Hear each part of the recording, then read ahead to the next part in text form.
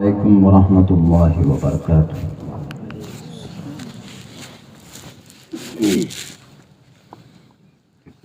ان الحمد للہ نحمده ونستعینه ونستغفره ونؤمن به ونتوکل علیہ ونعوذ باللہ من شرور انفسنا ومن سیئات اعمالنا من يهده الله فلا مضل له ومن يضلله فلا هادي له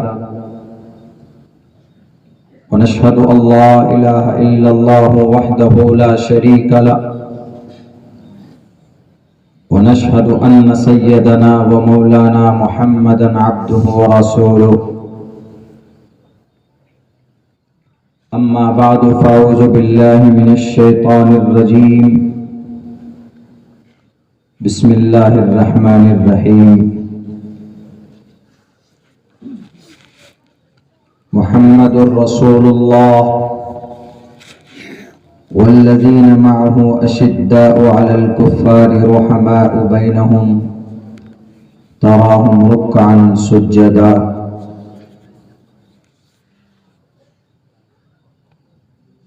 وقال اللہ تبارک وتعالی فی القرآن المجید وما أرسلناك إلا رحمة للعالمين۔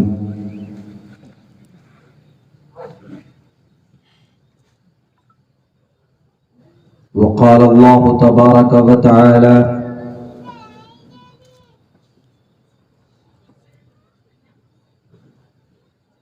لقد كان لكم في رسول الله أسوة حسنة صدق الله العظيم۔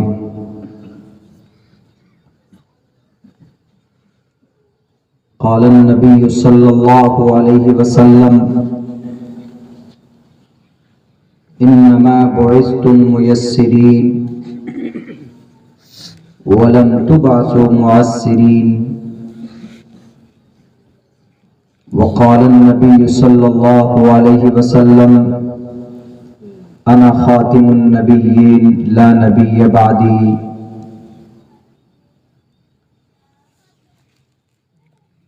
او کما قال النبی علیہ الصلاۃ والسلام۔ All compliments, all physical prayer and almighty worship are for Allah. Peace be upon you, O Prophet, and Allah's mercy and blessings, peace be upon us and righteous slaves of Allah subhanahu wa ta'ala. I bear witness that no one is worthy except of Allah subhanahu wa ta'ala. In the name of Allah, the most gracious, the most merciful.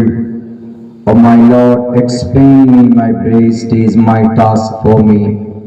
Remove the impediment from my speech so they may understand what I say. Om Namo Bhagavate Vasudevaya Vishveshwara Adi Purush Aparampara Alleka Purushanamaha अनस्वंता सत्पतिर्मामहे मेघावा चैतिष्ठो असुरो मगोना त्रिग्रीष्णो अग्निदशाभि सहस्त्रैर्वैश्वानरः। अष्टो गुणः नराशं संवाजिनं वाजन्नि शैदीरं पोषणं सन्मेरीमहे रथं न दुर्गादवसवा सुदानवो विश्वसम्मानो अहंसो निष्पिपर्ता। संबलगरां दुःख्यस्य वराहमणयस्य गहातमन् भग्नि विष्णु यशसा कल्कि प्रादुर्भविष्यति। तुवं तूर्यतरुष्यतः अव ब्रह्मा दुदिशो जहि। ओम सहनावतु सहनो भुनक्तु सह वीर्यं कर्मामहे तेजस्वनावदीदवस्तुनादिशावहे ब्रह्मानंतमनादि विश्वपूर्तजं सत्यं परम शाश्वतं विद्या यस्य सनातनी निगंभिर्दयी। ओम शांति शांति शांति। जनाब सदर महफिल, स्टेज पर मुअज़्ज़ज़ उलमाए किराम और इस मुअज़्ज़ज़ मुबारक महफिल के बैनर तले जमा होने वाले दीनी, ईमानी और हमारे समाजी भाइयों, नौजवान साथियों, अपने घरों में पर्दों में बैठी हुई हमारे समाज की इज़्ज़तदार माँ और बहनों,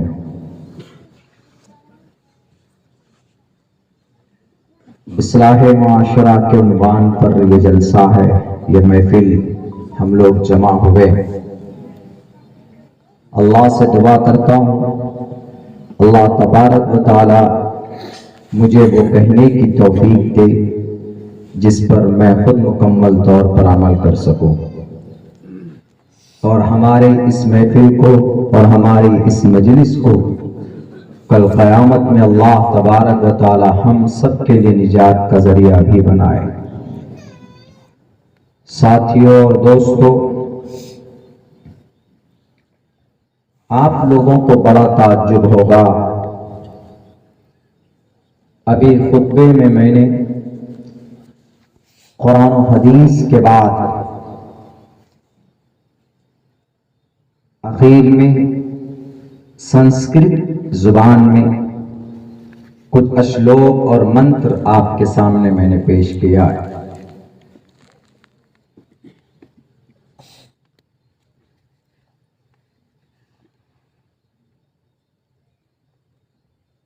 अगरचे वो जुबान, लैंग्वेज, अल्फाज संस्कृत के थे, लेकिन उन लाइन, उन श्लोक और मंत्र में आखिरी नबी मोहम्मद रसूलुल्लाह सल्लल्लाहु अलैहि वसल्लम की सिफात और आपके पैगाम का तज़किरा मौजूद है।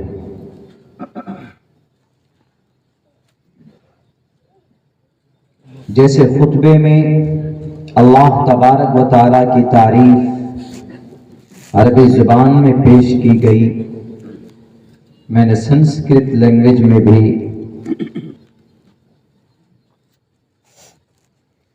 जो एक आम सुनते हैं हम लोग, कहीं किसी मंदिर के सामने या कहीं पर कोई हमारे बरादरान वतन इस देश में सनातन धर्मी लोग किसी भजन में, किसी पूजा में या कहीं कहीं कैलेंडर में, बल्कि अक्सर जगहों पर लिखा हुआ होता है लफ्ज़ ओम। ओम नमो भगवते वासुदेवाय विश्वेश्वरा आदि पुरुष अपरंपार अल्लेख पुरुष्या नमः। जैसे हम लोग किसी मुबारक काम को करने से पहले बरकत हासिल करने के लिए, आफियत के साथ उस काम को इख्तिताम तक पहुंचाने के लिए अल्लाह का नाम लेते हैं, बिस्मिल्लाहिर्रहमानिर्रहीम से शुरुआत करते हैं बरकत हासिल करने के लिए। तो इस देश में, एशिया महाद्वीप में, इस बर्र सगीर में एक तबका, वो भी इसी इरादे से ओम लफ्ज का इस्तेमाल करते हैं, और वो ओम शॉर्टकट है। मेरी बहुत पुरानी वीडियोस जो तकरीरें की गई हैं उनके अंदर इसका एक्सप्लेन मौजूद है कि ओम 3 बड़ी शक्ति को शॉर्ट करके लफ्ज ओम बनाया गया। विष्णु, ब्रह्म, शिव, बरकत हासिल करने के लिए वो लोग इस लफ्ज का इस्तेमाल करते हैं।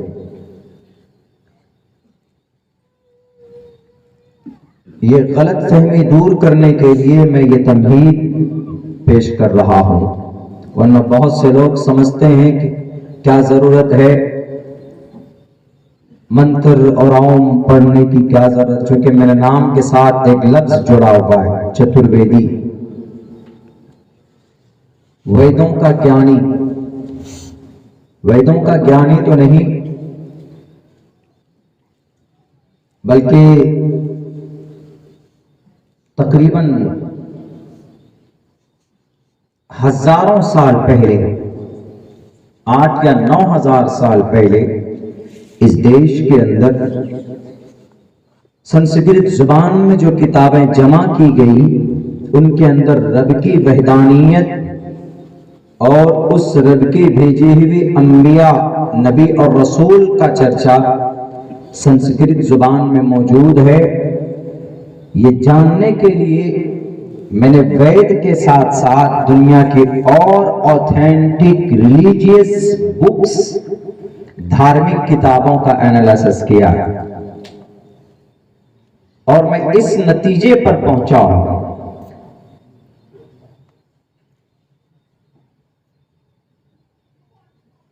کوئی بھی مذہب ہو دنیا میں، ان کی کتاب میں ہمارے نبی محمد رسول اللہ صلی اللہ علیہ وسلم کا ذکر موجود ہے۔ کوئی بھی کتاب،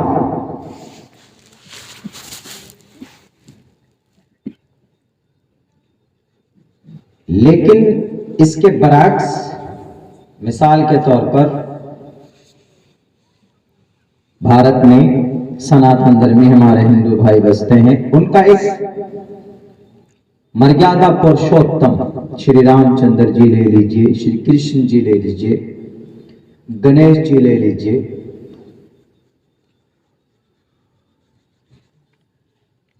وگنہرتا گنیش جی،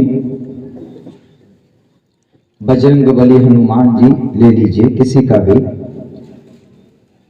ان کا تذکرہ ان کی 1 یا 2 گرنتھ تک محدود ہے، لیکن محمد رسول اللہ صلی اللہ علیہ وسلم کا تذکرہ قرآن میں، حدیث میں، ویدات میں، بائبل میں، پران میں، اپنشد میں، منوسمرتی میں، رگ وید میں، یجروید میں، سام وید میں، اتھرو وید میں، یہاں تک کہ رامائن میں بھی اشارہ کیا گیا، آواستھا میں، دساتیر میں، دنیا کا کون سا ایسا بڑا مذہب نہیں ہے جس میں اللہ کے نبی علیہ السلام کا ذکر موجود نہ ہو۔ ہمیں اس بات پر گرو ہے کہ ہمارے نبی کی ان کی پاک صفات دنیا کی کتابوں میں موجود ہے۔ ابھی پچھلے مہینے اتر پردیش کے ایک جلسے میں بات ہو رہی تھی، ربیع الاول کے مہینے میں جلسہ بہت ہوتا ہے۔ ہمارے بعض مسلمان اتنے جوشیلے ہوتے ہیں، بعض نوجوان بعض علاقوں میں، کہ یہ ربیع الاول کا مہینہ آتا ہے، وہ یہ سمجھتے ہیں کہ صرف جلسہ، کانفرنس، محفل منعقد کر لینے اور ہمارے آقا محمد الرسول اللہ صلی اللہ علیہ وسلم کی صفات کو بیان کر دینے سے محمد سے محبت کا حق ادا ہو جاتا ہے، تو بہت کرتے ہیں، عملی اعتبار سے وہ زیرو ہوتے ہیں۔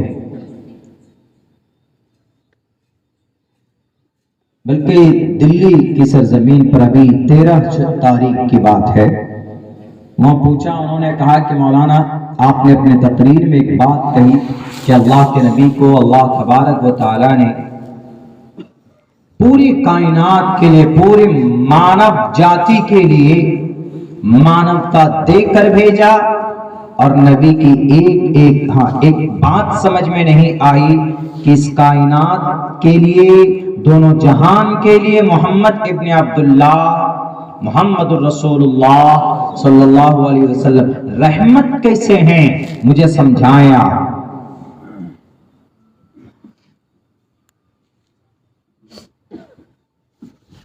تو یہ میں تھوڑا سمجھا کر پھر آگے بات شروع کروں گا کہ اللہ کے نبی علیہ الصلوۃ والسلام کو اللہ تبارک و تعالیٰ نے ربیع الاول کے مہینے میں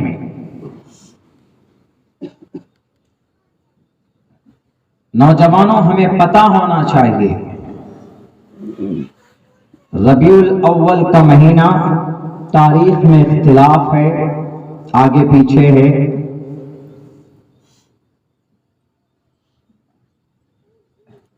مگر مہینہ ربیع الاول کا ہے۔ اب سے تقریباً 1493 سال پہلے سوموار کے دن، پیر کے دن صبح سویرے اللہ تبارک و تعالی نے آخری نبی محمد صلی اللہ علیہ وسلم کو یہاں سے تقریباً 7.5 یا 8,000 کلومیٹر دور کے فاصلے پر عرب کی دھرتی ملک عرب کے شہر مکہ میں 9 فٹ لمبا 8 فٹ چوڑا ایک مکان میں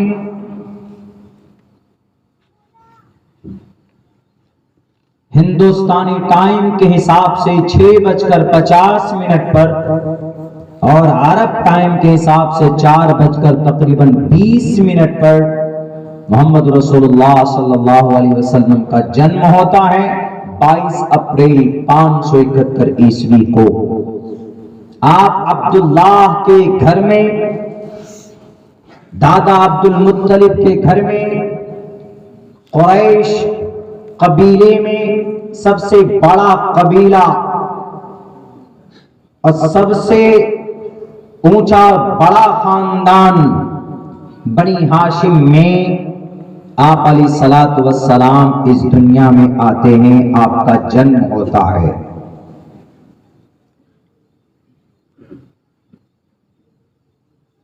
قرآن و حدیث، سیرت اور تواریخ کی بہت ساری کتابوں میں آپ کے جنم کا تذکرہ ہے، لیکن دنیا کے اندر اونلی تنہا اللہ کے نبی علیہ السلام ہے جن کا چرچا، جن کی پیدائش کا تذکرہ سنسکرت لینگویج میں بھی موجود ہے۔ یقیناً ہم مانتے ہیں کہ اللہ کے نبی پیدا ہوئے آمنہ کے کوکھ سے۔ آپ علیہ السلام کے ابا محترم کا نام نوجوانوں یو شوڈ ٹو نو، آپ کو پتا ہونا چاہیے، عبداللہ۔ آپ کے امی کا نام آمنہ، آپ کے دادا کا نام عبد المطلب۔ محمد رسول اللہ کے پیدائش سے پہلے آپ کے ابا کا انتقال ہو چکا تھا۔ سفر میں گئے، تجارت کے غرض سے وہیں پر آپ کا انتقال ہوا۔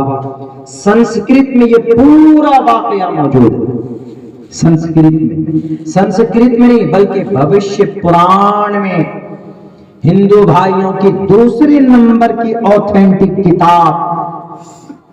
ہمارے بھارت کے اندر کچھ فرقہ پرست تنظیمیں، کچھ فرقہ پرست لوگ جو نبی پاک علیہ السلام کے کمالات پر، آپ علیہ السلام کے اوصاف پر جو کیچڑ اچھالتے ہیں، ان کی کتابوں کے اندر نبی کی پیدائش کا چرچا اور تذکرہ موجود۔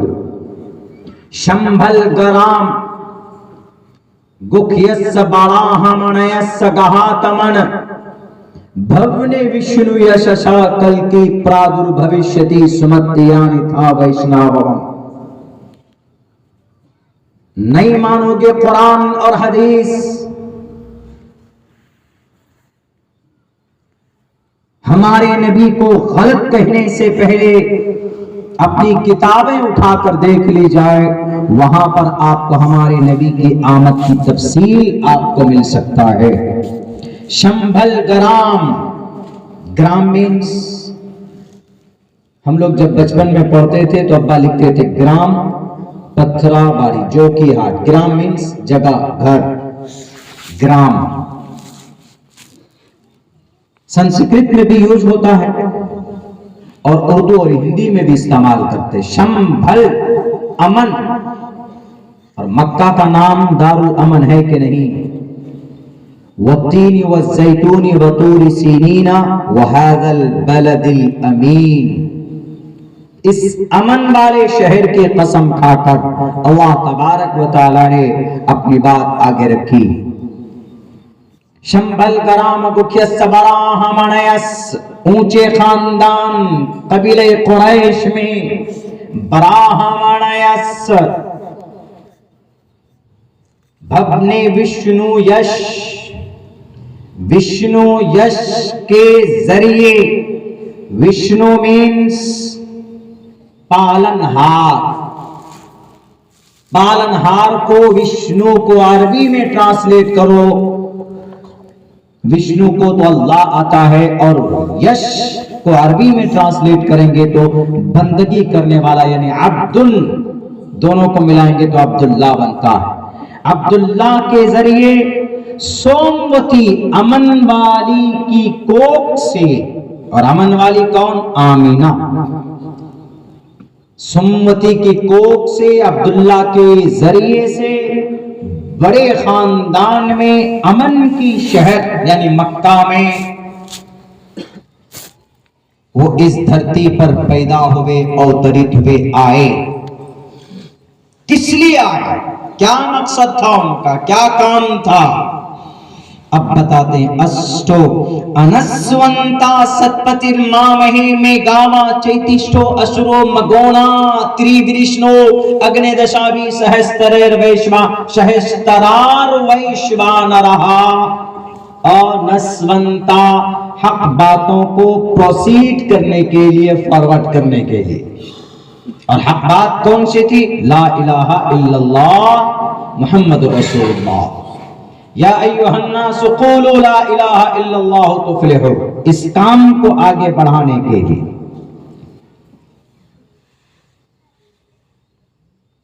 اور آپ علیہ الصلوۃ والسلام نے ایسا کیا. آپ پیدا ہوئے، خوشخبری ملی، آپ کے دادا عبد المطلب بہت خوش ہوئے. 7ویں دن کہا جاتا ہے کہ عقیل یہ ان کا ختمہ ہوا. سیرت ابن ہشام ایک روایت یہ نقل کرتے ہیں کہ محمد ابن عبداللہ مختون پیدا ہوئے تھے، یعنی آپ علیہ السلام کا ختنہ نہیں ہوا تھا. بہت سمپل ورڈ ہے، ہم اور آپ سمجھ سکتے ہیں. ختنہ جس کو اتر پردیش، بہار اور جھارکھنڈ، بنگال میں بولتے ہیں مسلمانی کرانا. اور ہمارے سناتن دھرمی میں کچھ لوگ ایسے ہیں جو اس کو غلط لفظ سے بولتے ہیں. کیا؟ کٹوا بول دیتے ہیں. کٹوا. ابھی پارلیمنٹ میں ایک کوئی ایم پی صاحب تھے، انہوں نے ایک مسلم ایم پی کو کہا ابھی فلاں اس طرح کا لفظ استعمال کیا. انہیں شرم آنی چاہیے. ان کی کتاب میں یہ بات لکھی گئی کہ انتم زمانے میں جو انتم مہارشی آئیں گے وہ مختون ہوں گے. لنک چدھی شکھا ہنا سمشرو دھاری سدو شکا.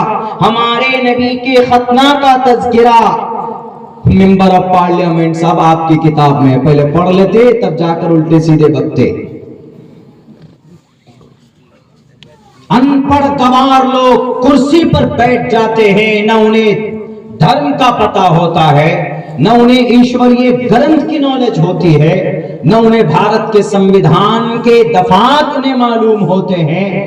بس یہ ہے اپنے ڈپلیکیٹ خداؤں کو خوش کرو، بھلے ہی ایشور پرماتما ناراض ہو جائے.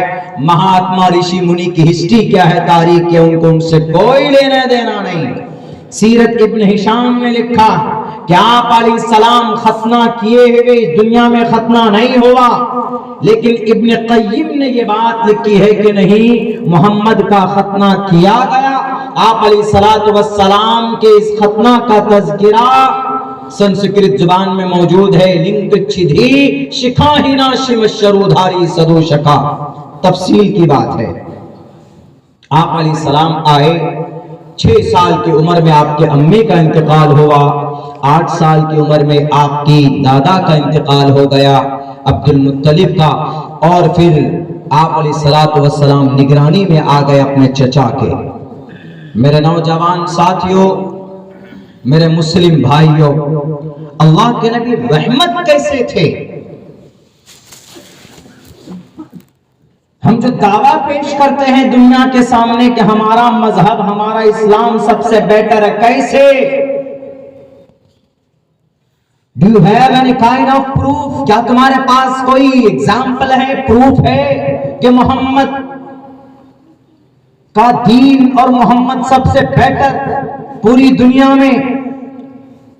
हमने उनसे कहा कि भाई अल्लाह के नबी अलैहिस्सलाम पूरी कायनात के लिए रहमत बनाकर भेजे गए, अल्लाह के नबी रहमतुल लिल आलमीन थे। उन्होंने कहा कि हाउ, कैसे? वैसे तो हम भी कह सकते हैं, हम जीसस को मानते हैं, हम ज्यूस को मानते हैं, हम गौतम बुद्ध सिद्धार्थ को मानते हैं, महावीर जैन स्वामी को मानते हैं, हम गुरु नानक को, गुरु गोविंद सिंह को मानते। हम कहेंगे कि हमारे गुरु गोविंद सिंह सबसे बेहतर, सिख लोग कहता है। जैन लोग वो कहेंगे हमारे महावीर जैन स्वामी सबसे बढ़िया। बुद्धिस्ट लोग कहेगा हमारा गौतम बुद्ध सिद्धार्थ सबसे बढ़िया। दलील पेश कीजिए कि आपके नबी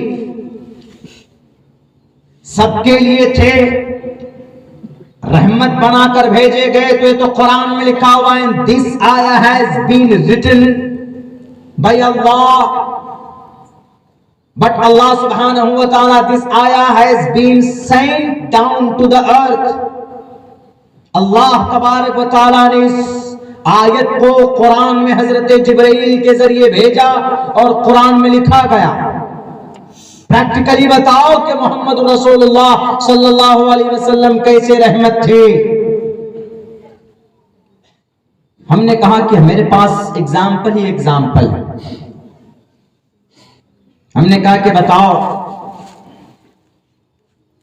कि आपको, if you want to be a successful person in this world, in the economic line, आप तिजारत में बड़ा महान इंसान बनना चाहते हैं, तो आप क्या करते हैं? उन्होंने कहा कि हम MBA करते हैं, हम ये करते हैं, हम वो कोर्स करते हैं, हम काम करते हैं, मेहनत करते हैं, पढ़कर तब जाकर हम सक्सेस बनते हैं, सक्सेस होते हैं। हमने कहा कि कोई रोल मॉडल है तुम्हारा? बोला हमारा रोल मॉडल आज के जमाने में ये बड़े बड़े ताजिर, ये चोर डाकू जो बैठे हुए हैं, जो शेयर मार्केट पर कब्जा है जिनका, जो सूद को फैशन नाम दे दिया, इंटरेस्ट, ये लोग, हम इनको देखते हैं। कोई ठेला बेचता था तो वो आज कई सौ करोड़ रुपए का ग्रुप बनाकर बैठा हुआ है। कोई कपड़े घोड़े के ऊपर, गधे के ऊपर शहर गांव में देहात में जाकर बेचता था, तो आज जनाब वो कई सौ कंपनी के CEO बना बैठा है। उनको देखते हैं। हमने कहा कि नहीं, कौन है रोल मॉडल? है तो झूठे हैं, झूठ बोलकर किसी का नंबर 600 नंबर पे होता है और किसी के इशारों पर जनाब पहुंच जाते हैं, 1 नंबर पर पहुंच जाते, 2 नंबर पर पहुंच जाते तिजारत की दुनिया में। हमने कहा कि ऐसी मिसाल पेश करो कि जिसने ईमानदारी के साथ तिजारत की हो, खरीदो फरोख्त किया हो और दुनिया ने उनकी इस ईमानदारी को देखकर आगे कदम बढ़ाया हो और उसको रोल मॉडल माना हो। ये झूठे हैं। दुनिया में जितने भी हैं, दुनिया के अंदर तिजारत का बादशाह माना जाता है यहूदी को। आज इन यहूदियों के हाथ रंगे हुए मासूम और निहत्थे और लाचार बच्चों के खून से पूरी दुनिया देख रही, ये सबको नचाते हैं। हम नहीं मान सकते इनका रोल मॉडल। یہ شراب کو ڈرنک کا نام دے دیتے ہیں اور بے حیائی کو فیشن کا نام، بے پردگی کو فیشن کا نام دے دیتے ہیں، اور جناب آج کے زمانے میں خود غرضی مفاد پرستی کو سیاست کا نام دے دیتے۔ یہ ہمارا رول ماڈل نہیں ہو سکتا۔ ایسا شخص پیش کرو جس کو ہم اپنا رہبر اور رہنما مان سکیں، جس کی زندگی کے اندر کوئی کمی نہ ہو، جس کی زندگی کے اندر انہوں نے کبھی کسی کو جھوٹ نہ بولا ہو، اور کسی کے ناجائز طریقے پر، کسی کی مال پر، کسی کی دولت کے اوپر ڈاکے نہ ڈالے ہو، اپنی محنت سے، مشقت سے، ایمانداری سے، صداقت سے دنیا کے اندر اپنا نام روشن کیا۔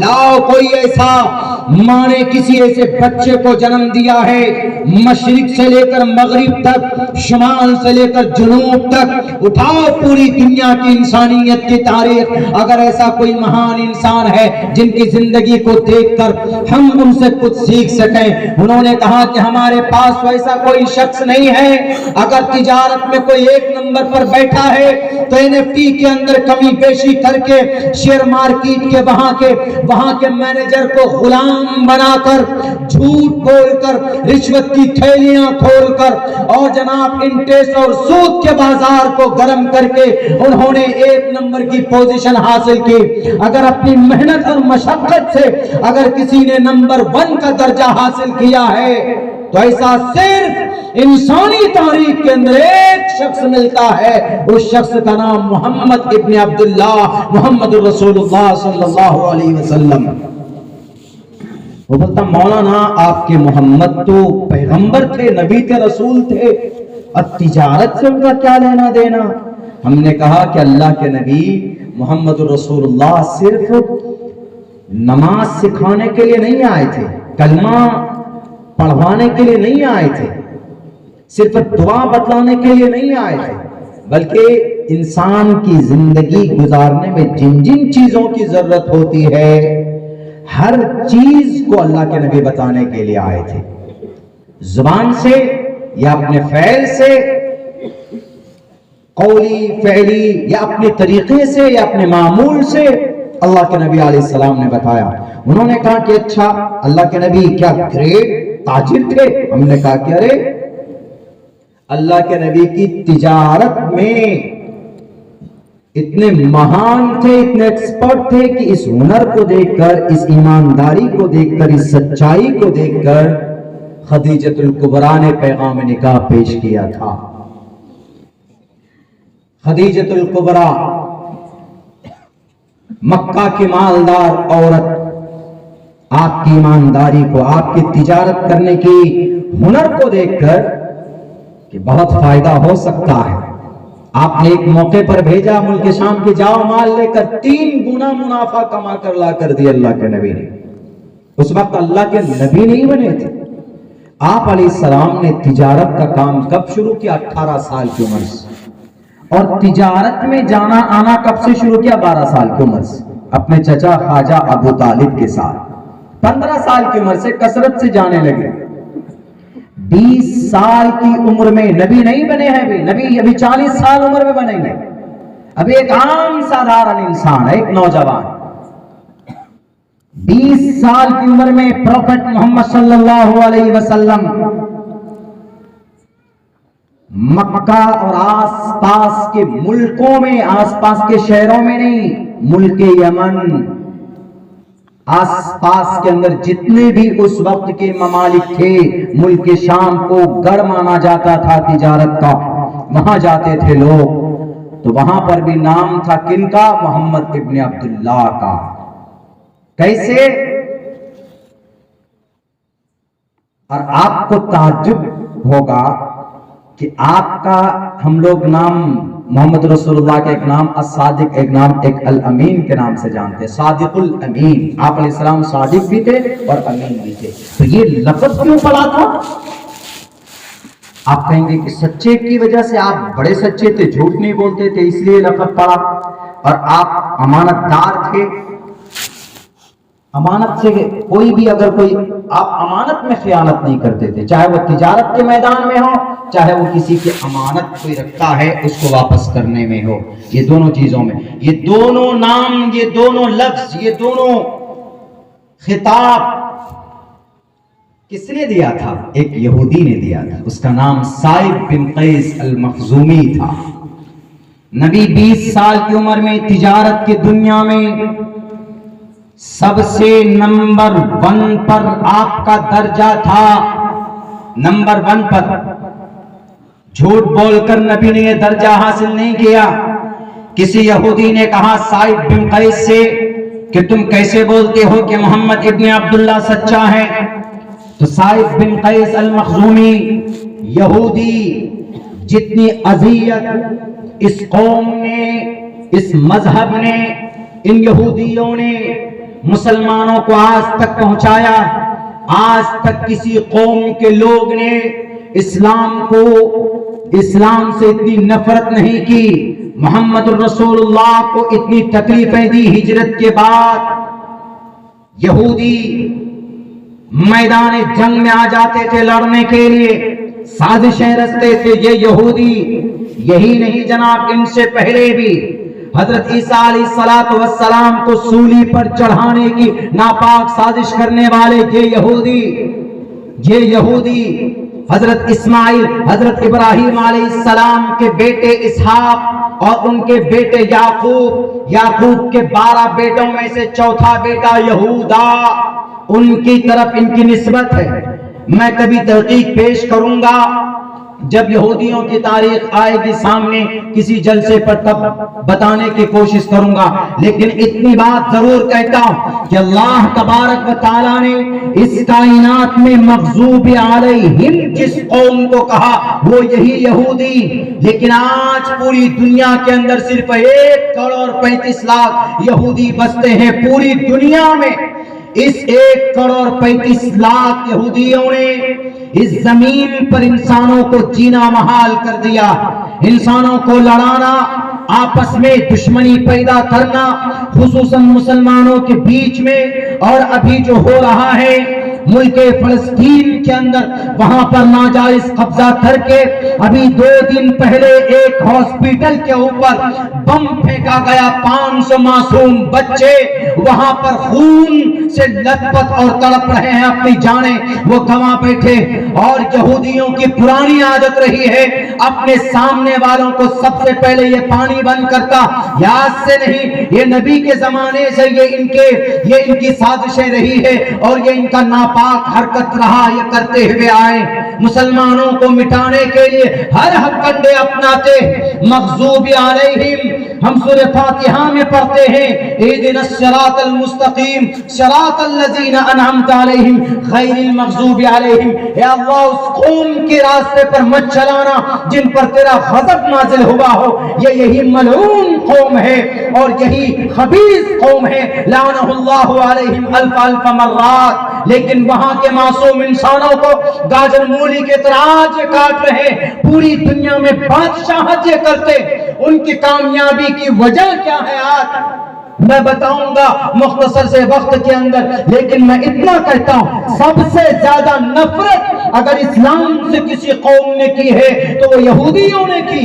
لیکن اللہ کے نبی کے عمل کو دیکھ کر ایک یہودی صائب بن قیس المخزومی کہتا ہے دنیا والوں میرا جھگڑا ہو سکتا ہے اسلام سے، میری دشمنی اور عداوت ہو سکتی ہے عیسیٰ کے ماننے والوں سے، میری دشمنی ہو سکتی ہے حضرت داؤد اور حضرت سلیمان ان لوگوں کو ماننے والوں سے ہو سکتی، لیکن سنو محمد ابن عبداللہ کے اندر جو ایمانداری ہے میں اس کا قائل ہوں، اس لیے کہ وہ کبھی جھوٹ نہیں بولتا، وہ پیسے مجھ سے لیتا ہے، وقت سے پہلے وعدہ جو کرتا ہے وہ مکمل کرتا ہے۔ اس لیے ٹوڈے وی ہیو ڈیسائیڈڈ، ہم آج یہ فیصلہ کر چکے ہیں کہ اس زمین پر سب سے ایماندار اور سب سے سچا کوئی انسان ہے تو اس شخص کا نام محمد ابن عبداللہ، محمد رسول اللہ صلی اللہ علیہ وسلم۔ ہم نے اس کو کہا کہ دیکھو بھائی، ایک یہودی بھی اللہ کے نبی اتنے بڑے تاجر تھے کہ انہوں نے آپ کو ایک سرٹیفکیٹ دے دیا، صادق الامین اتنے ایماندار تھے آپ علیہ السلام، جھوٹ نہیں بولتے تھے۔ آج تو ہم لوگ تجارت میں جھوٹ بولتے ہیں، کوئی کہیں بزنس کرتا ہے تو کچھ نہ کچھ جھوٹ تو ملاتا ہی ہے۔ نہیں، آپ دکان پہ ہیں، کوئی سامان آپ 10 روپے کو لاتے ہیں تو آپ اس کو 15 میں بیچیے، 20 میں بیچیے، ایز یور وش، آپ کی جیسی مرضی۔ لیکن یہ مت بولیے آپ نے 10 میں خریدا ہے اور آپ بولتے ہیں کہ نہیں نہیں مجھے تو 12 روپے کا یہ پڑا ہے، آپ کو میں 13 میں دے رہا ہوں، یا میں 14 میں خریدا، 15 میں خریدا ہے میں نے، آپ کو 20 میں دے رہا ہوں۔ یہ جھوٹ ہے، یہ فراڈ ہے، یہ مت بولیے۔ اسلام میں اس کی گنجائش نہیں ہے۔ آپ علیہ الصلوۃ والسلام کا یہ معاملہ، ہم نے کہا کہ دیکھو بھائی، محمد رسول اللہ کو فالو کرو، تجارت کی دنیا میں آگے بڑھو گے۔ آپ نے ایمانداری سے آپ نے تجارت کیا۔ بلا ایگزامپل، ہم نے کہا ایگزامپل موجود ہے، لاکھوں کروڑوں ایگزامپل موجود۔ یمن سے لوگ آتے تھے، بھیڑ لگی رہتی تھی، اور بھی لوگ اونٹ لے کر کھڑے ہیں، اونٹ لینے نہیں جا رہے دوسرے یمن کے لوگ جو آتے ہیں، نہیں، کس کا انتظار ہے؟ محمد ابن عبداللہ کا مال آئے گا، ان کے اونٹ آئیں گے، انہی سے ہم خریدیں گے۔ آج بھی ہوتا ہے نا کہ کوئی دکان بہت پرانی ہوتی ہے یا بہت اچھی کوالٹی کی مال دیتا ہے، اچھا سامان دیتا ہے، بھلے آدمی کو لائن لگنا پڑے، جا کے وہی لیتا ہے۔ کیوں؟ ارے نہیں، وہ سامان اچھا دیتا ہے۔ ایک مرتبہ آپ علیہ الصلوۃ والسلام 20 اونٹ لے کر گئے میدان میں بیچنے کے لیے بازار میں۔ آپ واپس کسی کام سے چلے گئے، آپ نے اپنے خادم کو کہا کہ لو یہ 20 اونٹ ہے، لیکن اس میں سے ایک اونٹ کی ٹانگ ٹوٹی ہوئی ہے، تو اس کی قیمت 1 لاکھ نہیں 50,000 روپے ہی رکھنا۔ اس وقت لاکھ نہیں چلتے تھے، دینار و درہم، لیکن میں سمجھانے کے لیے بول رہا ہوں۔ تو آپ علیہ الصلوۃ والسلام چلے گئے کسی کام سے، ان کے خادم نے اس اونٹ کو بھی پوری قیمت میں بیچ دیا۔ 20 اونٹ کی قیمت 20 لاکھ روپے لے کر آ گئے۔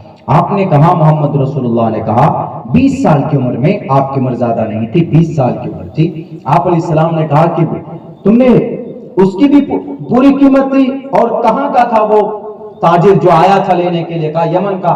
کہا وہ اونٹ تو یمن جا بھی نہیں سکتا، اس کی ٹانگ ٹوٹی ہوئی ہے، چلو 50,000 واپس بھی کرتے ہیں، اور 50 واپس کر کے، بلکہ 1 لاکھ واپس کر کے اس اونٹ کو لے کے آتے ہیں، ورنہ اس کو پریشانی ہوگی۔ گئے اپنے خادم کو لے کر، کچھ دور چلنے کے بعد اس قافلے کو پایا۔ آپ علیہ السلام نے روکا کہ رکو بھائی، یہ اونٹ کس سے لیا آپ نے؟ انہوں نے کہا کہ ہم نے محمد ابن عبداللہ کے اونٹ ہے، ان سے خریدا۔ پہچانتا نہیں تھا وہ کہ محمد ابن عبداللہ ہے۔ انہوں نے کہا ٹھیک ہے، اچھی بات ہے، انہی کے اونٹ ہیں، لیکن یہ ایک اونٹ اس کی ٹانگ ٹوٹی ہوئی ہے، یہ اونٹ نہیں جا سکتا تمہارے یمن تک، اس لیے اس کو ریٹرن کر دو، واپس کر دو۔ تو انہوں نے کہا کہ نہیں، چاہے یہ مر جائیں راستے میں، اس کو دوسرے اونٹ پر ڈال کر لے کر جائیں گے ہم لوگ۔ کہا کیوں؟ کہا یہ محمد ابن عبداللہ کے اونٹ ہے۔ کہا تو کیا ہوا؟ کہا ہم ان کی اونٹ نہیں، ان کی ایمانداری کا چرچا ہمارے یمن میں ہے، اور میرے آقا نے، میرے مالک نے کہا کہ جاؤ مکہ، اور وہاں پر اگر کسی سے اونٹ خریدنا ہے تو محمد ابن عبداللہ ہی کے اونٹ خریدنا، کسی اور کا مت خریدنا۔ کہا کیوں؟ کہا وہ ایماندار ہے، وہ جھوٹ نہیں بولتا ہے۔ اور اس تاجر نے کہا کہ آپ کون؟ آپ کو معلوم ہے؟ آپ بول رہے ہیں واپس کرنے کو، ہم پچھلے کئی دن سے یہاں پر ہے مکہ شہر میں، اس انتظار میں کہ محمد ابن عبداللہ کا مال آئے تو ہم خرید کر جائیں، آج ملا، ہم لے کر جا رہے ہیں۔ انہوں نے کہا کہ میں ہی محمد ابن عبداللہ۔ یہ ہے پاپولرٹی۔ آپ اتنے پاپولر، آپ اتنے مقبول تھے 20 سال کی عمر میں، اور ہمارا نوجوان، ہمارے قوم کا نوجوان 20 سال کی عمر میں اگر کچھ بناتا ہے، کچھ سیکھتا ہے دنیا میں، تو صرف سوشل میڈیا پر گروپ بنانا سیکھتا، فیس بک چلانا سیکھتا، زیادہ اسپیڈ میں بائک چلانا سیکھتا، اور نہیں۔ ہم لوگ صرف بلیم کرتے ہیں، کہ اسلام کا مطلب عبادت کرو صرف، مسلمانوں کا مطلب اذان دو صرف، مسلمانوں کا مطلب ٹوپی رکھو سر پر اور شکل میں داڑھی رکھو، مسلمانوں کا مطلب مسلم عورت کا مطلب نقاب میں رہو، برقعے میں رہو، ہر وقت عبادت کرو، ہاتھ میں تسبیح کے دانے ہوں، ہر وقت عبادت ہی عبادت، زبان پر اللہ کا ذکر ہو، یہ ہم لوگ سمجھتے ہیں، دنیا ایسی سمجھتی ہے کہ اسلام اور مسلمان کا مطلب یہ، ایسا نہیں ہے۔ میں نے قرآن اور سائنس کے تعلق سے بات کی ہے پچھلے 6 مہینوں کے اندر کہ جو لوگ الزام لگاتے ہیں قرآن پر، جو لوگ الزام لگاتے ہیں محمد پر، بتاؤ محمد کو کس فیلڈ میں تم لوگ آزمانا چاہتے ہو دنیا والوں؟ کیا محمد صرف عبادت بتانے کے لیے آئے تھے؟ کیا محمد صرف نماز سکھانے کے لیے آئے تھے؟ کیا محمد صرف تلوار لے کر لڑنے کے بتانے کے لیے آئے تھے؟ کیا محمد رسول اللہ صلی اللہ علیہ وسلم 11 شادی کے لیے آئے تھے جو لوگ اعتراض کرتے؟ کیا محمد رسول اللہ دنیا کے اندر تجارت کی دنیا میں، معیشت میں، اقتصادی حالت کو مضبوط کرنے میں، کیا سوشل کام میں، مظلوموں کو انصاف دلانے میں ہمارے نبی پیچھے تھے؟ نہیں، بلکہ ہر میدان میں محمد رسول اللہ صلی اللہ علیہ وسلم کا اپنے وقت میں جلوہ تھا، اور آج تک دنیا کی کتابوں کے اندر محمد رسول اللہ کی پوری جیونی موجود ہے۔ انگریز کرسچن لوگ نبی کی سیرت اپنی کتابوں میں لکھ کر لوگوں کو بتاتے، آج ملک اسرائیل اتنا طاقتور بنا کیسے؟ انہوں نے نبی کی 3 باتوں پر عمل کیا، نبی کی 3 باتوں پر صرف ایک بات بتاتا ہوں۔ گولڈا ماہرہ جو 4تھے نمبر کی پرائم منسٹر بنی تھی اسرائیل کو 1947 میں اپروول ملنے کے بعد، انہوں نے وہاں کے لوگوں کو بھوکے رکھ کر پیسوں سے عرب میں جا کر، جارڈن میں جا کر، آس پاس کے علاقے میں، سیریا میں جا کر، لیبنان میں جا کر اور مصر میں جا کر ہتھیار خریدے۔ اسرائیل کے عوام نے ان سے پوچھا کہ you are my prime minister, you are our great leader, madam آپ ہمارے لیڈر ہیں، پرائم منسٹر، آپ تو بیچ دیں گے، ہمیں بھوکے مار دیں گے، پیسہ ہے کھلانے کے بجائے ہتھیار کیوں خرید رہی ہیں آپ؟ اس لیڈی نے کہا کہ تمہیں نہیں معلوم، تم جاؤ، میں نے جو پڑھا ہے اپنی زندگی میں، یہ سورج بے نور ہو سکتا، یہ چاند کی روشنی ختم ہو سکتی ہے، لیکن میں نے جو پڑھا ہے اپنی کتاب میں وہ کبھی بھی بے تاریخ اور جھوٹی نہیں ہو سکتی۔ اس وقت انہوں نے ان کے سوالوں کا جواب نہیں دیا۔ 1947 میں جنگ شروع ہوتی، 6 ملکوں کو تنے تنہا یہ یہودیوں کا یہ ملک 55 مسلم کنٹریز کے بیچ میں تنہا اسرائیل بستا، یہ 6 ملکوں کو 1947 سے لے کر 1967 تک کے ہرا دیتا ہے ملک اسرائیل۔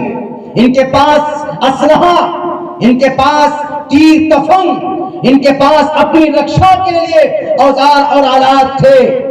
اس کے بعد جب جنگ جیت جاتی ہے وہ، تب میڈیا والوں کو اور عوام کو سب کو سمبودھن کر کے کہتی، تم نے سوال کیا تھا نا کہ ہم کیوں ہتھیار خرید رہے ہیں؟ کھانا روٹی خریدنے کے بجائے، ملک اسرائیل کی جنتا کو ان کے پیٹ بھرنے کے بجائے ہم ہتھیار کیوں خرید رہے ہیں؟ آج ہم نے جیت حاصل کی، اب جیت حاصل کی تو اب عیش کے ساتھ تم کھاتے پیتے رہنا اور تمہاری حکومت ہوگی دنیا میں۔ آج بڑے بڑے سپر پاور طاقت اگر اسرائیل پر ہاتھ ڈالنے سے ڈرتا ہے، کیوں؟ اس لیے کہ دوسری بڑی سپر پاور طاقت بننے جا رہی دنیا کی۔ کس وجہ سے؟ اس عورت نے کیا پڑھا تھا آخر جو انہوں نے اتنا بڑا رسک لیا؟ کسی نے کہا، سوال کیا تو اس لیڈی نے، اس پرائم منسٹر لیڈی نے، گولڈا ماہرہ نے کہا کہ آؤ میں تمہیں جواب دیتی ہوں۔ میں نے پڑھا تھا اپنے اسکول کے چیپٹر میں لاسٹ پروفیٹ محمد کی تاریخ کی انہوں نے 23 سال کی قلیل مدت میں 1.25 لاکھ لوگوں کے دلوں میں اپنا جگہ بنایا تھا، اور انہوں نے 23 سال کی قلیل مدت میں 13 سال تک ظلم و ستم کی چکی میں پستے رہے، لیکن آخر کے 10 سال کے اندر 27 جنگیں لڑی، اور ان کے پاس 9 تلوار تھی، اور ان کے پاس کپڑا پہننے کو ایک بھی نہیں تھا۔ پتہ یہ چلا کہ سامنے والے کو ڈرانا ہے، سامنے والے اگر تم سے ڈریں گے تو تمہاری طاقت کا اندازہ ان کو ہونا چاہیے۔ یہ سیکھا کہاں سے؟ محمد رسول اللہ کی زندگی سے۔ ایک یہودی بھی کامیاب ہے تو نبی کی غلامی کر کے کامیاب، اور آج مسلمان اگر نبی کا عاشق ہونے کے باوجود بھی اگر فیلیور ہے تو مسلمان زبانی اعتبار سے دعویٰ کرتا ہے، عملی اعتبار سے مسلمان کھوکھلا۔ مسلمانوں کی زندگی میں نماز ہے، فجر کی اذان ہوتی ہے کیوں سوتا ہے مسلمان؟ سود حرام ہے کیوں کھاتا ہے مسلمان؟ جاسوسی گناہ ہے کیوں ایک مسلمان کی خمی کو اور ان کی کوئی پوشیدہ بات کو اپنے ڈپلیکیٹ خداؤں کو خوش کرنے کے لیے بتاتا ہے، جاسوسی اور چغلی کرتا جانتا ہے۔ وَلَا تَجَسَّسُوا وَلَا يَغْتَبْ بَعْضُكُمْ بَعْضًا، قرآن صاف لفظوں میں کہتا ایک دوسرے کی جاسوسی نہیں کرو۔ انسپائر آف دیٹ مسلمان یہ گناہ کرتا ہے، سود بہت بڑا گناہ ہے، اس کے باوجود بھی مسلمان سود کھاتا۔ کیا نماز چھوڑنے کے لیے کسی پارٹی نے کہا کہ نماز چھوڑ دو سود کھانے کے لیے؟ کیا ہمارے دیش کے پرائم منسٹر نے کہا، یا اتر پردیش کے لال بجکر صاحب یوگی جی نے کہا کہ تم سود کھاؤ نہیں تو تم کو موب لنچنگ کر دیا جائے گا؟ یہ تو صرف بہانہ۔ جن اعمال کو، جن فریضوں کو ہم ادا کر سکتے اور جن گناہوں سے بچ سکتے ہیں ہم لوگ، اس پر کسی نے آپ کو مجبور نہیں کیا۔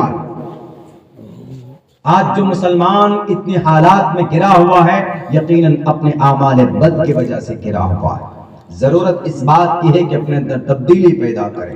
بہرکیف میں نے ان کو سمجھایا کہ دیکھو بھئی ہمارے نبی ایسے رحمت ہیں کہ آپ علیہ السلام دنیا کے کسی بھی مہا پرش کو اٹھا کر دیکھ لیجئے، ہر فیلڈ میں وہ رہنمائی نہیں کر سکتا، لیکن ہمارے نبی ایسے ہیں کہ ہر فیلڈ میں رہنمائی کرتا ہے۔ اسی لیے اللہ نے کہا رحمت للعالمین، کیا ہر مسئلے کا حل ہے۔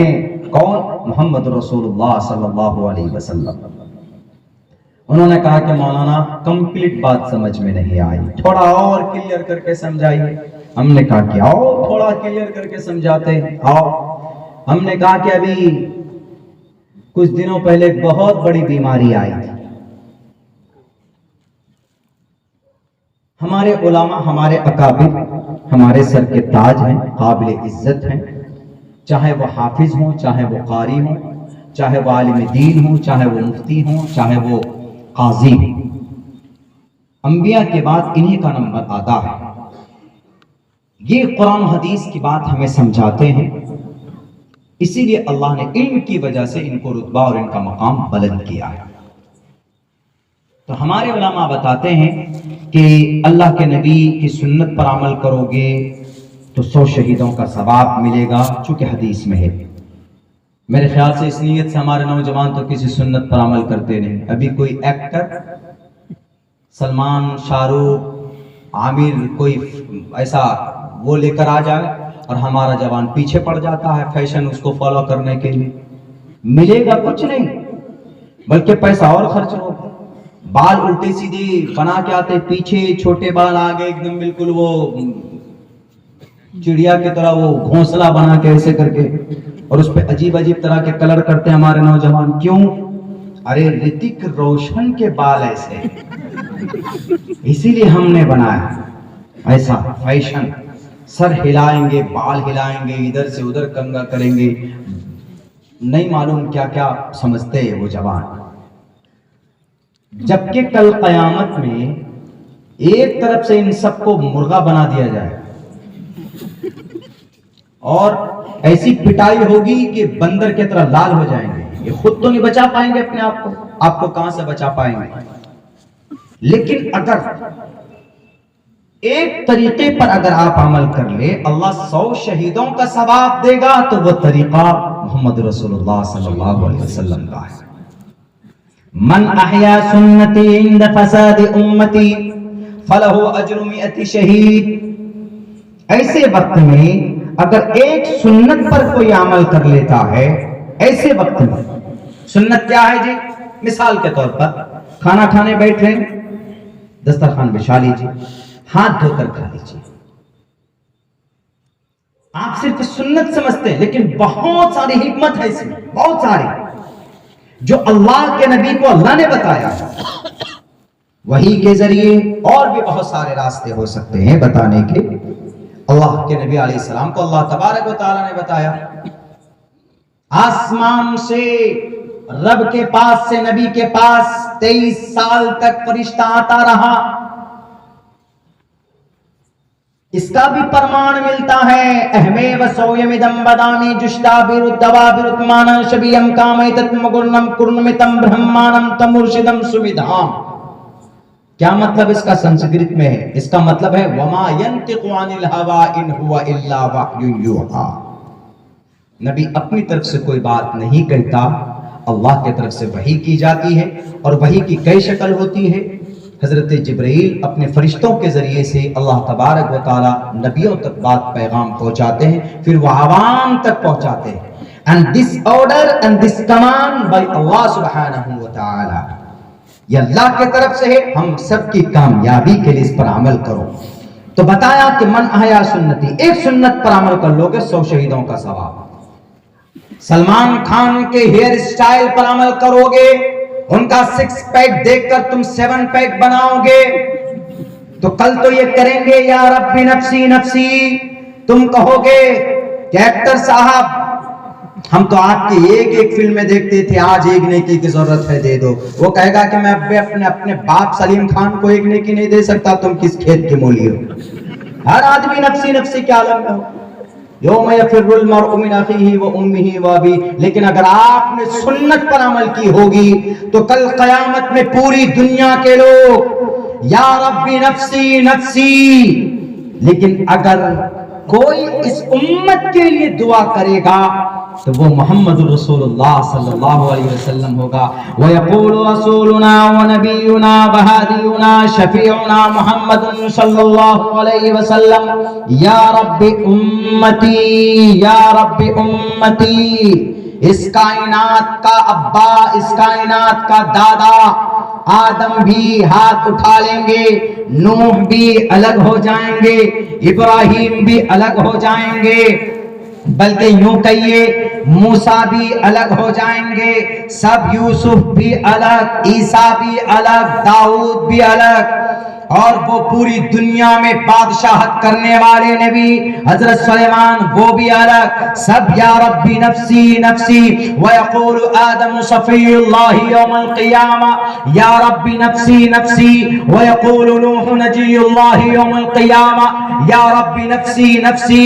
وَيَقُولُ ابراہیم خلیل اللہ یوم القیامہ یا ربی نفسی نفسی. وَيَقُولُ اسماعیل ذبیح اللہ یوم القیامہ یا ربی نفسی نفسی. وَيَقُولُ موسیٰ کلیم اللہ یوم القیامہ یا ربی نفسی نفسی. وَيَقُولُ یوسف صدیق اللہ یوم القیامہ یا ربی نفسی نفسی. وَيَقُولُ عیسیٰ روح اللہ یوم القیامہ یا ربی نفسی یا ربی نفسی. وَيَقُولُ رسولنا ونبینا وہادینا شفیعنا محمد صلی اللہ علیہ وسلم یوم القیامہ یا رب امتی یا رب امتی. ويقول الجلیل الجبار جل جلالہ اما نوالہ حبیبی حبیبی یا عبادی لا خوف علیکم اليوم ولا انتم تحزنون. اے نبی آپ مت گھبرائیے، میں معاف کرتا ہوں سب کو، اور ایک ایک فرد ہم اور آپ جو دنیا کے اندر پجاری بنے بیٹھے ہیں ایکٹر اور ایکٹریس کے، جو دنیا کے اندر ہم نبی کی سنت سے منہ موڑ لیتے ہیں، وہ نبی آپ کے جنت جانے تک سجدے سے سر نہیں اٹھائے گا جب تک ایک ایک امتی کی مغفرت اور بخشش نہیں ہو جاتی۔ تو ان کی ایک سنت پر اگر عمل کر لو گے تو اللہ 100 شہیدوں کا ثواب عطا فرمائے گا۔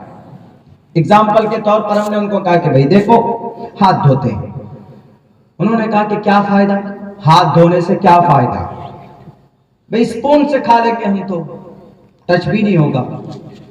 اسپون تو بات کی بات ہے، انگلی 3 انگلی سے لقمہ بنا کر کھانے میں فائدہ ہے، 3 ایسے کر کے۔ یہ دیکھیں مصلحت کیا ہے، یہ 5 انگلی برابر اللہ تبارک و تعالیٰ رکھ سکتا تھا، لیکن کھانے میں پکڑنے میں 5 انگلی اگر برابر ہو تو you can't catch anything، آپ صحیح سے پراپر کسی چیز کو نہیں پکڑ سکتے۔ یہ مصلحت ہے، یہ چھوٹی بڑی۔ تو آپ لقمہ بنا کر اسپون میں آپ کوئی بھی چیز اگر ہے تو اس کو کاٹ کر یا اس کو الگ الگ کر کے کھانے میں اسپون میں دقت ہوتی ہے، انگلی سے بڑی آسانی سے آپ اس کو الگ الگ کر کے کھا سکتے ہیں۔ چھوٹا لقمہ تھوڑا بڑا لقمہ اپنے حساب سے آپ لے سکتے ہیں۔ یہ سنت ہے، ہاتھ دھو کر کھانا سنت ہے۔ تو ہم لوگ صرف اتنا کہتے تھے بھئی ہاتھ دھو کر کھانا سنت ہے اور سنت میں کوئی نہ کوئی مصلحت ہے، وہ یہ کہتے تھے کوئی مصلحت نہیں ہے، ہم بنا ہاتھ دھوئے ہوئے کھائیں۔ لاکھ تقریر کرتے ہمارے علماء، لوگ سمجھنے کے لیے تیار نہیں۔ اتر پردیش کے لال بھجکر کے کچھ چیلوں نے کہا کہ ہم تو کچھ دنوں کے بعد مٹا دیں گے اس سنت کو، ہم تو مانیں گے نہیں، because we are enemies of Islam and we want to wipe off the message of Islam from the earth, ہم زمین سے اسلام کو ختم کر دینا چاہتے ہیں۔ تم سنت کی بات کرتے ہو، ہم تمہاری سنت کو کیا تمہارے نبی کو نہیں مانتے، تم سنت کی بات کرتے ہو۔ اللہ تبارک و تعالیٰ نے کہا اچھا سنت کا انکار تم کر رہے ہو، سنت کی توہین بھی کر رہے ہو، اور سنت سے کیا فائدہ ہے تم کو یہی دیکھنا ہے، دکھا دیتے۔ اللہ تبارک و تعالیٰ نے ایک بیماری کو بھیجا، کہاں سے؟ چائنا سے بھیجا، کرونا کو بھیجا سنت کی اہمیت سمجھانے کے لیے۔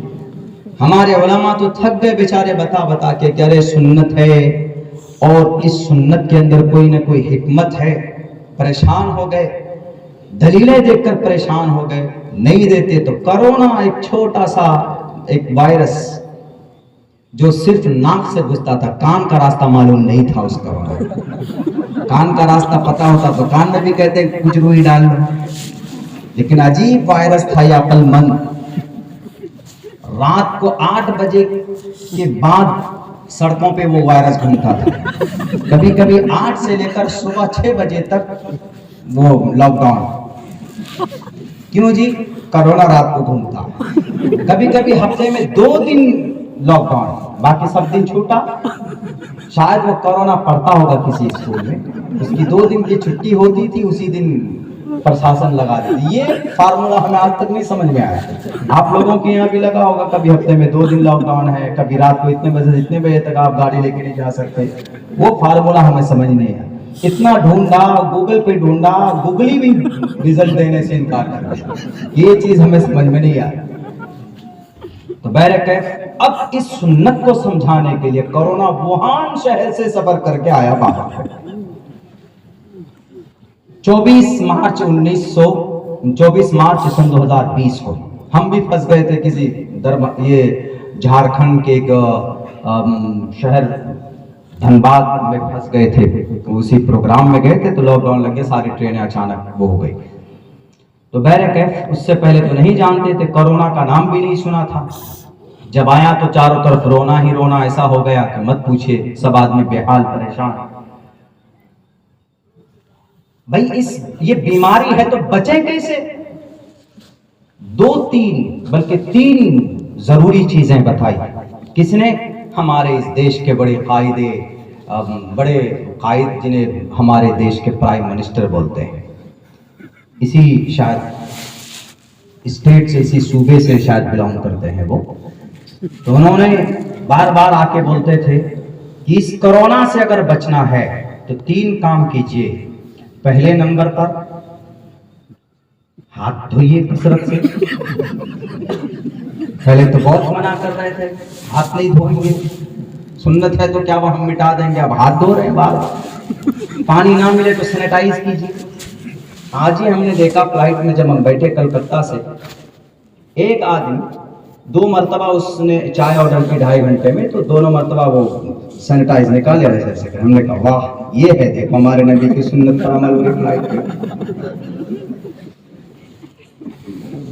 تو پہلا انہوں نے کہا کہ اگر اس کورونا سے بچنا ہے، ویکسین تو آیا نہیں تھا اس وقت میں، شروع کے اندر میں سب پریشان کہ بھئی اس بیماری کو کیسے ختم کریں، بس 2 ہی 3 اپائے، ایک تو یہ کہ بھئی ہاتھ دھوتے رہیں، ہاتھ سینیٹائز کرتے رہیں، کہیں پر بھی جائیے، شاپنگ مال میں جائیے تو وہ بھی کہتے تھے سنت پر عمل کر لو، یعنی ہاتھ سینیٹائز کر کے آؤ بھائی جاؤ۔ ہمارے علماء چیخ کر تھک گئے کہ بھئی ہاتھ دھو۔ ہاتھ اللہ کے نبی کیوں دھونے کے لیے بولتے ہیں؟ کیونکہ اللہ کے نبی علیہ الصلوۃ والسلام جانتے تھے کہ آدمی کے ہاتھوں میں بہت سارے کیٹانو ہوتے ہیں اور وہ کھانے کے راستے سے اندر جاتا ہے۔ تو WHO نے بتائیے یہی رپورٹ دیا کہ نہیں دیا کہ کرونا آپ کے ہاتھ سے منہ کے اندر سے پیٹ میں جائے گا اور آپ کے آرگنز کو خراب کرے گا وہ، اور اللہ کے نبی کی یہی ریسرچ ہے، اللہ کے نبی کا یہی فرمان ہے کہ ہاتھ دھو کر کھانا کھاؤ، تاکہ تمہارے اندر تمہارے ہاتھ میں کوئی بیکٹیریا ہو، کوئی گندگی ہو یا کوئی کچھ بھی ہو وہ نیچے رہ جائے، صاف ہو جائے۔ اور یہاں تک اللہ کے نبی نے یہ کہا ہے کہ صابن سے نہیں، اس وقت تو یہ کہا تھا کہ ہاتھ اگر بہتر صاف ہوتا ہے تو مٹی سے ہوتا، مٹی سے جو ہاتھ صاف ہوتا ہے وہ کسی اور صابن سے یا کسی اور ہینڈ واش سے نہیں ہوتا۔ تو ہمارے پرائم منسٹر صاحب بولتے تھے کام کرو ہاتھ دھو کر آؤ۔ گھر پہ کوئی بھی گھر سے آ رہا، پولیس والا بھی آ رہا، بچے آ رہے دوڑ کر کے ابا آ گئے، وہ کہتے رکو 1 منٹ ہاتھ دھونے دو، وہ بھی ہاتھ دھو کر کے تب اپنے بچے کو گود دیتا تھا۔ لیجئے بھئی ہاتھ دھونے کی اہمیت کرونا نے سمجھایا کہ بڑے ماں انکار کرتے تھے، مولانا سمجھاتے تو سمجھ میں نہیں آ رہا تھا کہ بھئی سنت ہے تو سنت کا وروध کرتے تھے کہ نہیں ہم نہیں دھوئیں گے ہاتھ۔ لو اب دن میں 3 مرتبہ 5 مرتبہ 10 مرتبہ ہاتھ دھو، جہاں جاؤ باہر جاؤ تو سینیٹائز کر کے آؤ، وہ ہو گیا۔ اب دوسرا کون سا؟ قرآن کا ایک فرمان ہے ہمارے ماؤں بہنوں کے لیے کہ آپ باہر کہیں جائیں تو آپ حجاب لگا کر جائیں، آپ نقاب ڈال کر جائیں۔ بڑے چیختے تھے اس دیش کے اندر کچھ فرقہ پرست تنظیمیں، نام نہیں لوں گا میں، خود سمجھ جائیں گے آپ۔ 1925 کوئی رجسٹر ہے، کوئی اس سے پہلے رجسٹر ہے، کوئی اس سے پہلے رجسٹر ہے، جو اس دیش کی آزادی کے لیے قطرہ خون نہیں بہائے، آج وہ بول رہے ہیں۔ یہ آج بھی ایئرپورٹ کے باہر شاید اناپ شناپ نعرے لگا رہے تھے، انس بھائی کو، انتخاب بھائی کو معلوم ہے، اور جو ساتھی گئے تھے انہیں پتا، اناپ شناپ نعرے لگا رہے۔ قربانی ہم نے پیش کی، شاملی کے میدان میں ہمارے علماء کی کن پٹی پہ گولی لگی، امرتسر کے اندر جلیانوالہ باغ میں 3000 علماء کے سینوں میں گولیاں لگی، مولانا شوکت سمیت صاحب اس کنویں کے اندر آج بھی جائیے اور ان دیواروں کے اندر آج بھی گولیوں کے نشان بنے ہوئے ہیں۔ ساری قربانیاں ہم نے پیش کی ہے۔ 60-65 ہزار علماء کرام کو الٹا لٹکایا گیا۔ دلی کی چاندنی چوک سے لے کر خیبر تک کا کوئی درخت ایسا باقی نہیں تھا جن میں ہمارے علماء کی گردنیں نہ لٹکی ہوئی ہو۔ مالٹا کے اندر آج بھی مولانا فضل حق خیر آبادی کی قبریں موجود ہے، مالٹا کے اندر آج بھی مولانا جعفر تھانیسری کی قبریں موجود ہے۔ چلے جائیے مالٹا کے اندر آج بھی مولانا حسین احمد مدنی کی چیخ موجود ہے، آج بھی وہاں پر شیخ الہند مفتی محمود حسن گنگوہی رحمت اللہ علیہ کی چیخیں اور آوازیں موجود ہے۔ اور آج یہ آئے نعرہ لگا کر کہ یہ دیش ہمارا، یہ دیش ہمارا، ہوتا کچھ نہیں۔ ابھی لڑائی یدھ چل رہی ہے فلسطین امریکہ میں، ایک لال بجکر وہ کیا بولتا ہے، ہم اسرائیل کے پرائم منسٹر سے آگرہ کرنا چاہتے ہیں، آپ ہم کو پرمیشن دیجئے، ہم 1000 جوان کو لے کر آ کر فلسطینیوں کو ماریں گے۔ تو کسی نے نیچے لکھ کر کے بتایا ان کو، نہیں انٹرویو میں ہی جواب دیا کسی نے، وہاں مت جاؤ، وہاں ضرورت نہیں ہے، پہلے چائنا والے سے لڑو جا کر کے، اس دیش کو بچا لو۔ تو بہرکیف اللہ کا فرمان ہے نقاب اپنے چہرے پر ڈال لو، حجاب کر لو، حجاب لگا لیں۔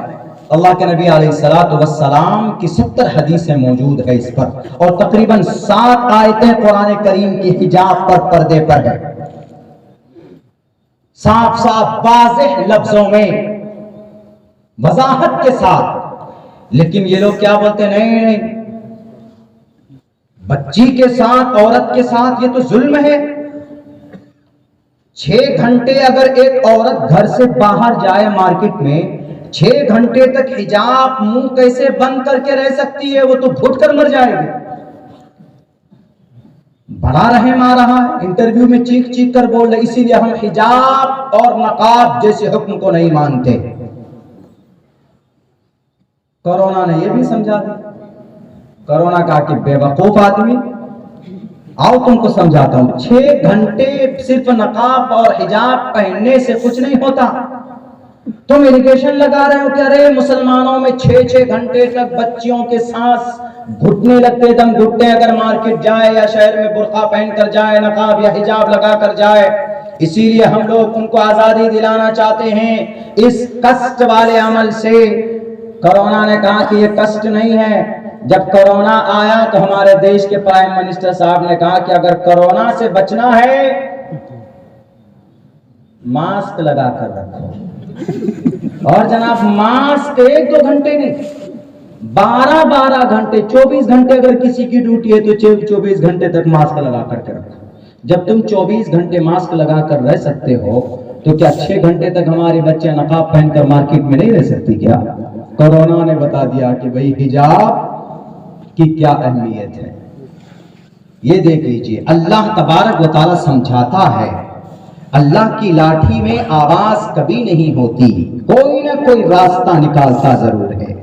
تو ہم نے کہا کہ بھائی دیکھو، رحمت للعالمین وما ارسلناک الا رحمت للعالمین سمجھ میں آ رہا ہے۔ 1400 سال پہلے جو اللہ کے نبی بتا کر گئے، 1450 سال پہلے سمجھ میں نہیں آ رہا تھا۔ جو چیزیں سمجھ میں نہیں آ رہی تھی تو اب سمجھ میں آ رہی ہے نا، کہ اللہ کے نبی کا کوئی بھی عمل رحمت سے خالی نہیں ہے، کوئی بھی اللہ کے نبی علیہ السلام کا۔ اور ہمارے نبی نے یہ بھی کہا مل جل کر کے رہو، سب ساتھ میں آگے بڑھو، ہندو ہو کہ مسلمان ہو، معاشرتی اعتبار سے زندگی گزارنی ہے، آپس میں معاملات کرنا ہے۔ ایک طرف یہودی ہے، ایک طرف نصرانی ہے، ایک طرف غلام ہے اور ایک طرف مالدار ہے، امیر ہے۔ آپ علیہ السلام نے سب کو ساتھ لے کر زندگی گزار کر بتایا ہے۔ آپ علیہ السلام نے کوئی بھید بھاؤ نہیں کیا تھا، جیسے آج اس دیش کے اندر نہیں پوری دنیا کے اندر لوگ یہ بھید بھاؤ کرتے ہیں کہ یہ تو نیچے طبقے سے ہے، یہ تو فلاں بڑی برادری کا نہیں ہے، یہ تو غریب ہے، یہ تو کمزور ہے، یہ تو آدیواسی ہے، یہ دلت ہے، یہ تو ٹوپی اور داڑھی والا ہے، ان کے لیے الگ قانون بنا دو، CAA سٹیزن امینڈمنٹ ایکٹ، ان کو الگ کر دو۔ ہم کہتے تھے ہم الگ نہیں ہیں، ہم ایک ساتھ رہیں گے۔ بھارت کا سنویدھان کہتا ہے کہ سب جب ایک ہے، we the people of India. Bharat کا جو پریامبل کہتا ہے، سنویدھان کا آرٹیکل نمبر 14 کہتا ہے کہ بھئی equality before law اور the equal protection of the laws within the territory of India۔ اس دیش کے اندر اگر رہنا ہے تو بھارت کے سنویدھان کو مان کر ایک ساتھ سب کو آگے چلنا ہوگا۔ اس دیش کے اندر ہندو مسلمان کے نظریے سے یہ دیش ترقی نہیں کرے گا۔ مسلمان اپنی شریعت پر عمل کریں گے، ہندو اپنے گرنتھوں پر عمل کریں گے۔ گرو نانک، گرو گوبندر سنگھ، سکھ بھائی جو ہیں وہ اپنے آدی گرنتھ کو مانیں گے، اور گوتم بدھ سدھارتھ وہ اپنے پارکلیت کی کتاب کو مانیں گے، اور مہاویر جین سوامی وہ اپنے آواستھا کو مانیں گے، اور کنفیوشنزم اور شنٹو قوم وہ اپنی بنائے ہوئے خدا کو مانیں گے۔ کوئی کسی کے خلاف بات نہیں کرے گا۔ ہمارے دیش کے سنویدھان نے یہی کہا، اور یہ کہا کہ کوئی بھید بھاؤ نہیں ہونا چاہیے، لیکن قانون بنا دیا کہ نہیں، تم الگ، تم مسلمان، تم اذان والے، تم نماز والے، تم ٹوپی والے ہونا، تم الگ الگ رہو۔ اللہ کے نبی کہتے تھے کہ الگ مت رہو، مل جل کر زندگی گزارو، ایک دوسرے کی مدد کرو۔ انسانیت کے ناطے سے تمہارے پڑوس میں کوئی انسان اگر بستا ہے تو ان کو اپنی زبان سے، اپنے ہاتھ پیر سے تکلیف مت دو۔ اللہ کے نبی نے یوں کہا، لا يدخل الجنت من لا يأمن جارہ بوائقہ۔ اے مسلمان، اگر تمہارے پڑوس میں اگر کوئی پڑوسی ہے اس کو تم تکلیف دیتے ہو دھرم کے نام پر، تو یاد رکھو کل قیامت میں تم جنت نہیں جا سکتے۔ یعنی مل کر رہو، لیکن کرسی اقتدار پر دو بیٹھے فسادی، 2 3 4 5 فسادی ہمارے دیش کے سنویدھان کو بدلنے کے لیے انہوں نے الگ الگ قوانین بنا دیے جناب کہ نہیں یہ الگ ہے یہ الگ ہے۔ اللہ تبارک و تعالیٰ نے کورونا کو بھیجا کہ جاؤ الگ رہنے کی سزا کیا بتاؤ، اور ایسی سزا دی اس کورونا نے اپنے بچوں سے بھی نہیں مل پاتے تھے۔ بیٹی وہیں پر ہو، 6 فٹ کی دوری اسی میں ہے، اسی میں رہنا ہے ضروری۔ 2 فٹ 2 گز 6 گز دور رہ رہے ہیں آدمی، کیوں؟ اس لیے کہ کورونا کہیں ٹچ نہ کر لے ایک دوسرے کو، کورونا نہ سرایت کر جائے۔ سوشل ڈسٹینسنگ کا کیا مطلب ہے؟ اللہ کہتا ہے کہ ہم نے اس دھرتی پر انسان کو بنایا۔ اٹھاؤ اپنی کتاب کے اندر کہا گیا شودرو برہمنتامتی برہمنಶ್ಚೈತಿ ಶೂದ್ರತಾಂ ಕ್ಷೇತ್ರಿಯೋ ಯಾತಿ ವಿತ್ರತ್ವಂ ವಿಘಾದ್ವಿಚ್ಯಂ ತಥೇ ಚಚ ಸೇ के मात्र पति पर जानाम कथम पुनर्जत गिरता पर भेदा।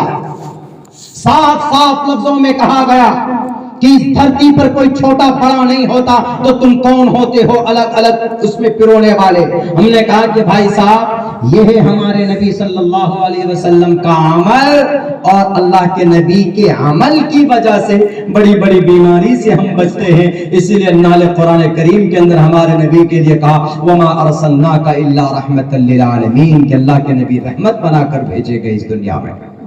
अब आई बात समझ में? बोला मौलाना हाँ कुछ कुछ बात हमारी अब समझ में आई।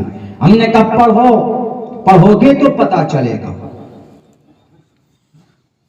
उन्होंने कहा कि why do you offer salah every day 5 times a day? why do you offer salah? किस वजह से आप लोग नमाज पढ़ते हैं डेली? हमने कहा कि this is command of Allah subhanahu wa ta'ala, ये अल्लाह तबारक व ताला का हुक्म है, और अल्लाह के नबी ने पाबंदी के साथ नमाज पढ़ी। हम मुसलमान पढ़ते हैं, ईमान के बाद सबसे पहले ईमान के बाद सबसे पहले नंबर किसका आता है? नमाज पढ़ने का। और हमारे मुसलमान भाई नमाज बहुत कम पढ़ते हैं, छोड़कर पढ़ते हैं, नागा करके पढ़ते हैं, सफर में हैं, कहीं किसी मौका नहीं मिल रहा है। आज तो माहौल ऐसा बना दिया गया कि सफर में जाएंगे, हालांकि सफर में तो भी आसानी है, अगर 4 आप मुसाफिर हो गए तो 4 की जगह 2 ही पढ़ लीजिए, जहां जगह मिल जाए 5 जगह वहीं पढ़ लीजिए, ट्रेन में भी पढ़ना चाहते हैं वहां पढ़ लीजिए। अल्लाह तबारक व ताला हर जगह आपके अमल को देखता है, आपके दिल को देखता है। लेकिन आज हालत ऐसी बना दी गई है, हालात ऐसे इस देश के हो गए हैं कि अगर आप ट्रेन में भी नमाज पढ़ते हैं तो कुछ नौजवान क्या करते हैं, मोबाइल में हमारी नमाज देखने के बाद मोबाइल में खोलते हैं, वो हनुमान चालीसा निकालते हैं। ओह ये मुसलमान नमाज पढ़ रहा, लुको हनुमान चालीसा निकाल के तब पढ़ते हैं। जय हनुमान ज्ञान गुण सागर, आगे आता ही नहीं, एक लाइन पढ़कर उनको देखकर जोर जोर से पढ़ते जय हनुमान ज्ञान गुण सागर, बेचारा नमाज पढ़ते। ये रंजिश है, ये बजरंग बली भक्ति नहीं है, ये रंजिश है, अदावत है। एक जगह तो शायद लखनऊ से हम आ रहे थे, दूसरे केबिन में कोई आदमी जमात वाले साथी नमाज पढ़ रहे थे, जमात बनाकर अपने उसमें रास्ते को नहीं रोका था उसने।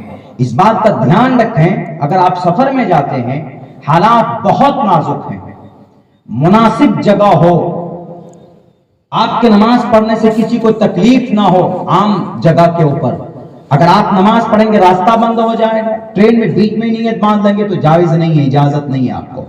हाँ अगर वो राजी हो जाए ठीक है भाई हम रहते हैं 2 मिनट रुकते हैं। बहुत से ऐसे हमारे इस देश के अंदर हिंदू भाई हैं कि भाई आप नमाज पढ़िए तो आपके लिए रुकेंगे, आपके लिए मसल्ले का इंतजाम करेंगे, आपके लिए पानी का इंतजाम करेंगे।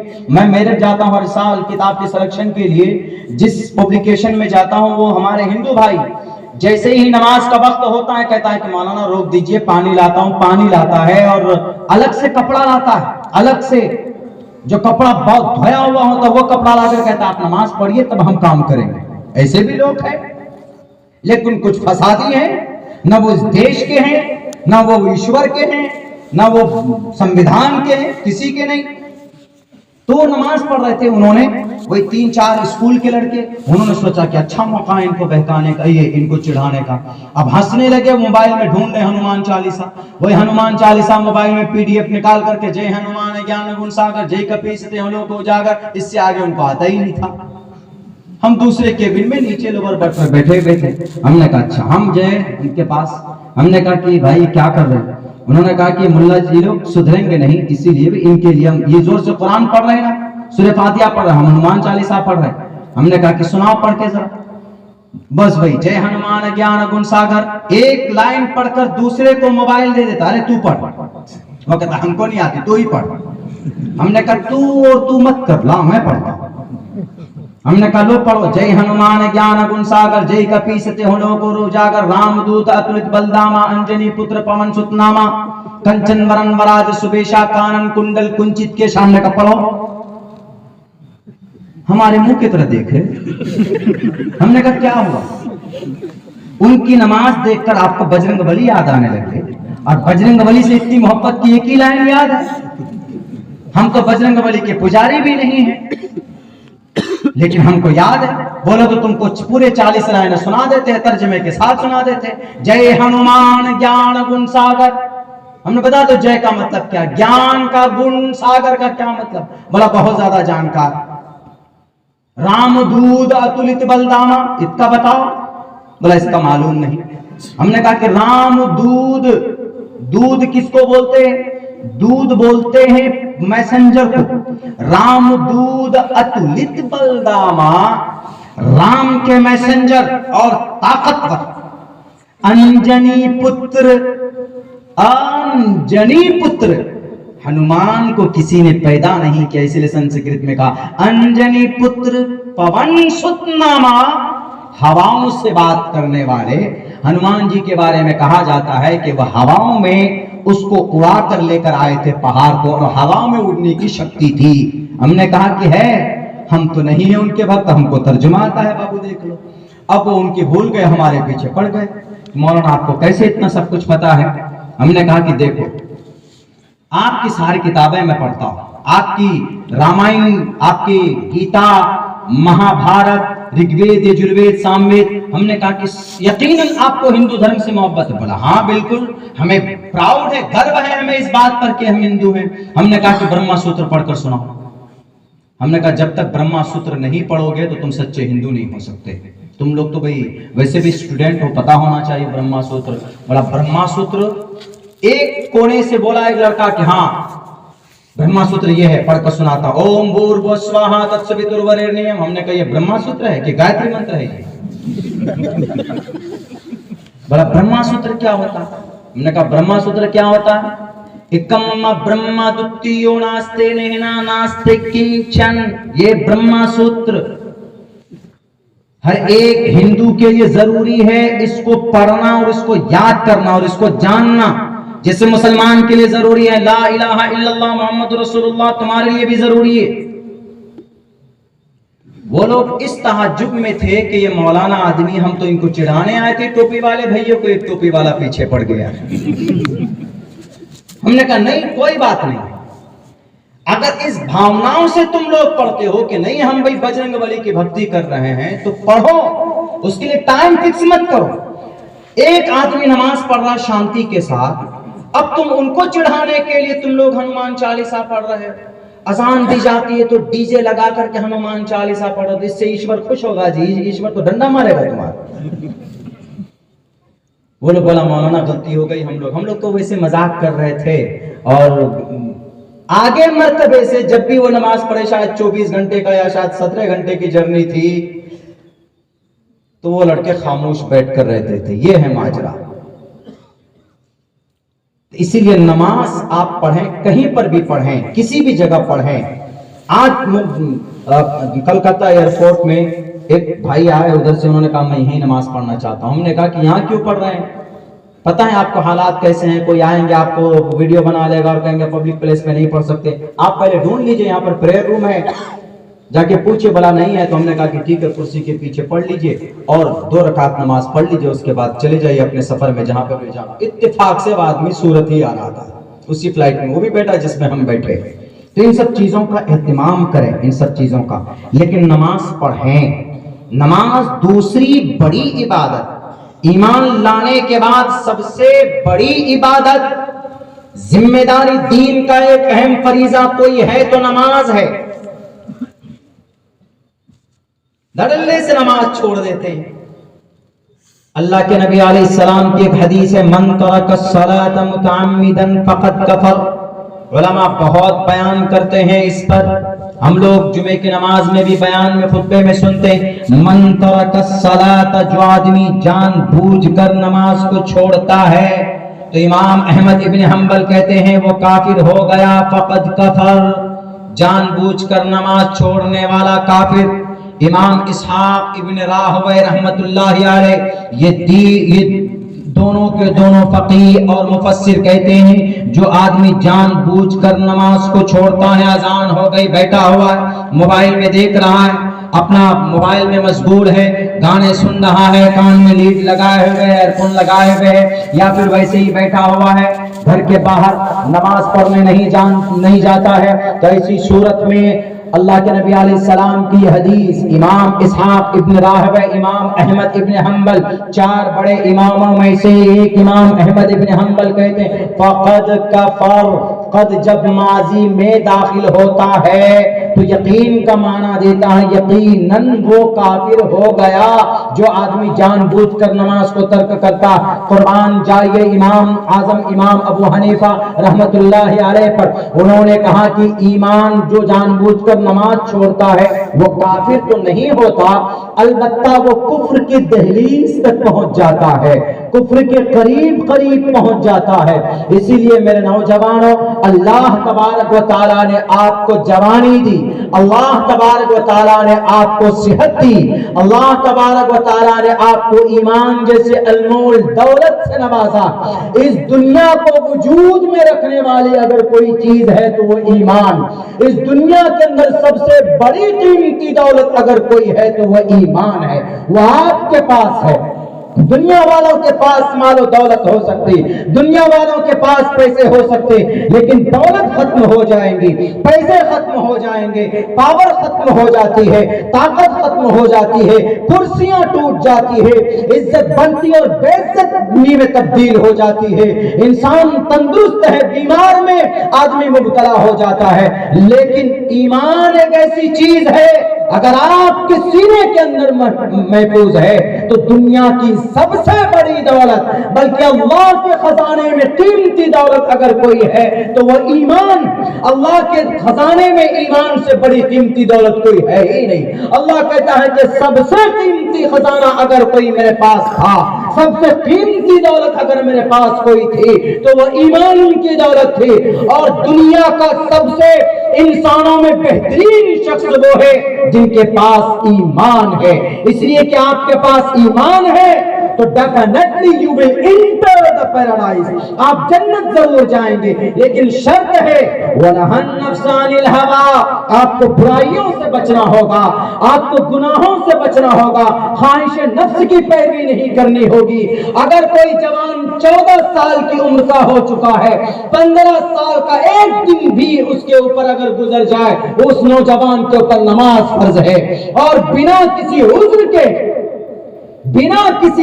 کے، بلکہ اگر آپ کھڑے ہو کر نماز نہیں پڑھ سکتے، بیٹھ کر پڑھیں گے، بیٹھ کر نہیں پڑھ سکتے، لیٹ کر پڑھیں گے، لیٹ کر نہیں پڑھ سکتے تو اشارے سے پڑھیں گے، نماز کسی بھی صورت میں معاف ہو ہی نہیں سکتی۔ ہاں وہ اس وقت نماز معاف ہو سکتی ہے جب آپ کی عقل آپ کے پاس نہ ہو، آپ مجنون ہو جائیں، آپ پاگل ہو جائیں، آپ کو پتہ ہی نہیں ہے 24 گھنٹے میں دن اور رات کیا ہوتی، تبھی معاف ہو سکتی، ورنہ آپ سفر میں ہو تو آپ 2 رکعت پڑھیے، اگر آپ حجر میں ہو تو مکمل پابندی سے نماز پڑھیے، نماز معاف نہیں ہو سکتی۔ اس کائنات میں ایمان کے بعد سب سے بڑی ذمہ داری اگر کوئی ہے تو وہ نماز کی ہے۔ زکوٰۃ کے لیے نصاب شرط ہے، روزے کے لیے بھی صحت مند یا مسافر نہیں ہے تو آپ اس وقت کے لیے وقتی طور پر روزہ آپ کا ٹل سکتا ہے، حج کے لیے مالدار ہونا ضروری ہے، کچھ شرائط ہیں، لیکن ایمان اور نماز کے لیے کوئی شرائط نہیں ہے، امیر ہو کہ غریب ہو، نماز آپ کے اوپر ضروری ہے، نماز آپ کے اوپر فرض ہے۔ ٹھیک ہے، نماز پڑھیں گے، اللہ ہمیں کیا ملے گا 24 گھنٹے 5 مرتبہ ڈیوٹی دینے سے؟ اللہ کہتا ہے کہ برائیوں سے تم دور ہوتے چلے جاؤ گے، اس لیے کہ نماز کی ایک صفت ہے ان الصلاۃ تنہی عن الفحشاء والمنکر، کہ بے شک نماز بے حیائی سے، بری باتوں سے روکتی ہے۔ اگر کوئی چور نماز پڑھتا ہے خشوع کے ساتھ، اخلاص کے ساتھ، دل لگی کے ساتھ، تو نماز کے اندر ایسی طاقت ہے کہ وہ چوری جیسی بری عادت کو نماز دور کر دیتی۔ یہ فائدہ ان الصلاۃ تنہی عن الفحشاء والمنکر۔ لیکن ہم لوگ نماز چھوڑتے ہیں، ہمارا جوان 20 سال کا ہو جاتا ہے، 25 سال کا ہو جاتا ہے، نہ نماز کے فرائض معلوم نہیں۔ پوچھئے وضو میں کتنے فرض ہیں، وہ کہیں گے 6 فرض ہیں، کوئی کہتا 3 فرض ہیں، کوئی کہتا ہے کہ 2 فرض ہے۔ وضو کے فرائض معلوم نہیں ہے ہمارے نوجوانوں کو، اپنی دھارمک باتیں معلوم نہیں ہے ہمارے نوجوانوں کو۔ بہت سے نوجوان ایسے ہیں جنہیں یقیناً معلوم نہیں، یقیناً معلوم نہیں میرے نوجوانوں، اللہ نے آپ کو جوانی دی ہے۔ حضرت علی 12 سال کی عمر میں مسلمان ہو گئے تھے، حضرت علی 12 سال کی عمر، اتنا محبت ان کو اسلام۔ یہاں تک کہ حضرت عثمان 20 سال کی عمر میں، فل جوانی میں، اے اللہ کے نبی نافرمانی زندگی نہیں گزار سکتا۔ Are you prophet? Are you messenger? I want to convert my religion into the Islam. میں آپ کے ساتھ 35 سال کی عمر میں ابو بکر صدیق، ایسے نہیں کہ بوڑھے ہو گئے تھے یہ لوگ، کوئی راستہ ہی نہیں بچا تو اسلام میں آگے، نہیں، جوانی تھی، بزنس اور تجارت کی دنیا میں آگے تھے عمر فاروق، یہ حضرت ابو بکر صدیق اور عثمان ذی النورین کون نہیں جانتا۔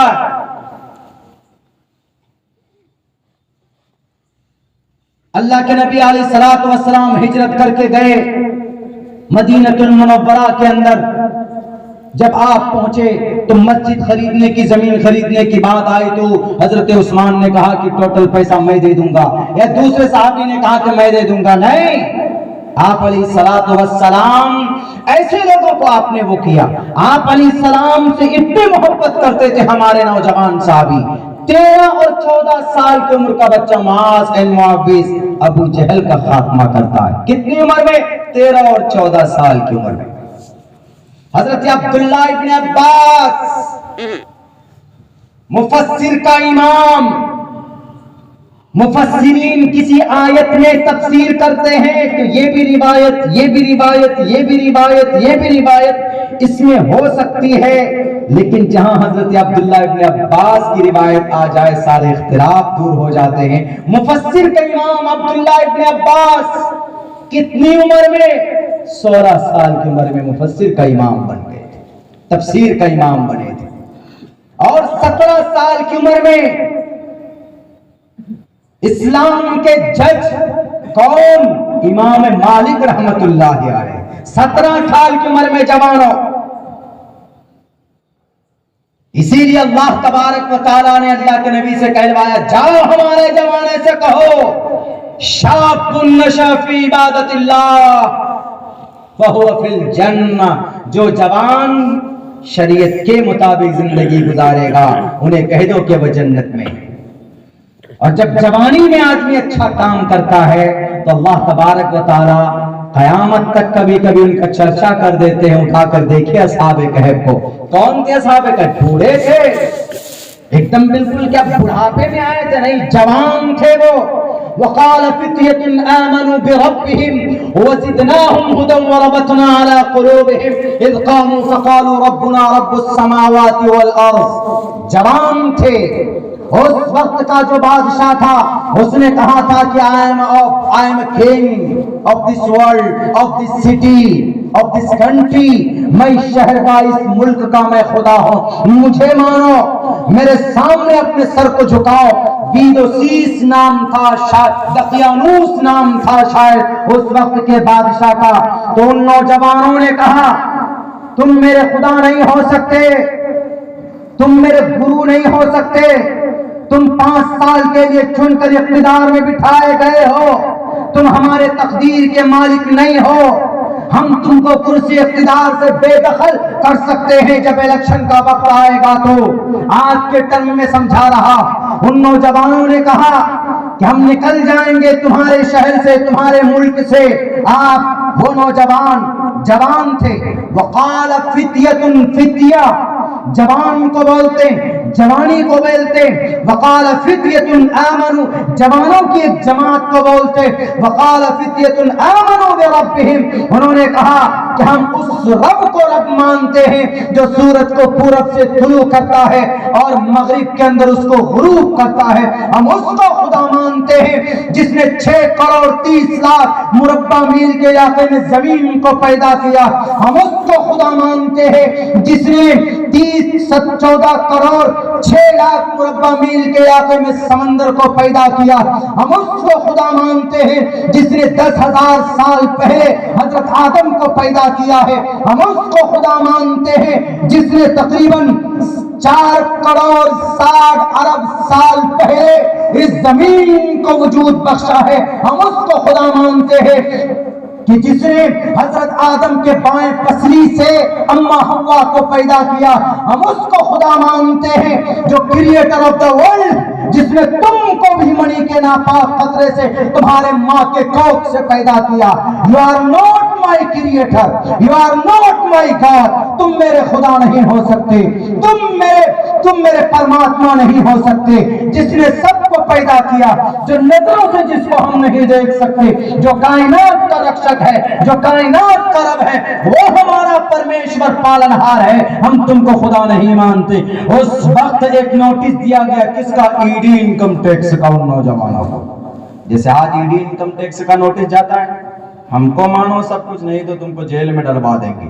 ای ڈی انکم ٹیکس بھیج کر کے, ای ڈی کے آفیسرز کو بھیج کر کے, اس وقت میں اس بادشاہ کا جو بھی تھا ہتھ کنڈے, انہوں نے نوجوانوں کو کہا اچھا تم ہی لوگ ہو, ہاں نہیں مانتے, ہم ڈرتے نہیں ہیں تمہارے جیل کے سلاخوں سے, بھیج دو, کرو انکوائری. ہمارے پاس کرپشن کا پیسہ نہیں ہے, ہم تو بالکل سیدھے سمپل ہے, فقیر بھی نہیں. یہ نہیں کہا تھا کہ ہم فقیر ہیں, انہوں نے کہا کہ ہم ہیں کچھ ایسے نہیں ہیں, ہمارے پاس ہاتھ ہے, ہمارے پاس بازو ہے, ہمارے پاس زبان ہے, ہمارے پاس ہمارا اللہ ہے. کہا ٹھیک ہے, جانچ کے لیے تیار ہو جاؤ. آہستہ آہستہ ایک نوجوان اس گاؤں سے نکل کر ایک کونے میں جا کر بیٹھا. جوان کونے میں جا کر ایک درخت کے نیچے بیٹھ گیا. اس کے بعد کچھ دنوں کے بعد, کچھ گھنٹے کے بعد, کچھ لمحے کے بعد دوسرا جوان پھر گیا, وہ بھی وہیں بیٹھ گیا. ایسے جا کر کئی نوجوان وہاں پر ہو گئے. ایک دوسرے سے بات نہیں کر رہے تھے وہ کہ کہیں بات نہ کھل جائے, ہم یہاں کیوں آئے. ہوتے ہوتے ایک نے بات شروع کی تو دیکھا کہ بھئی سب ایک ہی غرض سے آئے ہیں. تو انہوں نے کہا وقال فتیۃ آمنوا بربہم, سب نے کہا کہ ہم اپنے رب پر ایمان لائے. وزدناہم ھدی وربطنا علی قلوبہم, اللہ تبارک و تعالیٰ نے ان کے ایمان میں اور بڑھوتری کی. کون تھے وہ؟ نوجوان تھے, اور بڑھوتری کی. وزدناہم ھدی وربطنا علی قلوبہم اذ قاموا, استقامت کے ساتھ جم گئے. فقالوا, انہوں نے کہا ربنا رب السماوات والارض, ہمارا رب آسمانوں, ساتوں آسمان کا جو رب ہے بھائی ہمارا رب ہے, زمین کا جو رب ہے بھائی ہمارا رب ہے. کون ہے؟ جوان بولتا ہے. جوان, وہ نوجوان کسی سے ڈرے نہیں تھے. اور آج کل کا ہمارا بزدل نوجوان حق بولنے کے لیے تیار نہیں ہے, دعا کرنے کے لیے تیار نہیں ہے.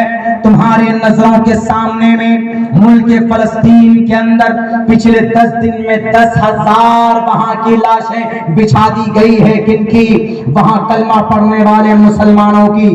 یہ غزہ پٹی میں بسنے والے لوگ, 2 باؤنڈری, دو طرف سے, یہ یوں سمجھیے کہ یہ 3 طرف سے گھرے ہوئے ہیں.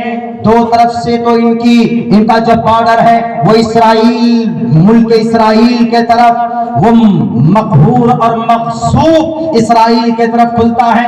پیچھے ایک پوری پٹی ہے جو سمندر سے گھرا ہوا, اور ایک بارڈر ان کا ایجپٹ میں کھلتا ہے, یعنی مصر کے طرف کھلتا.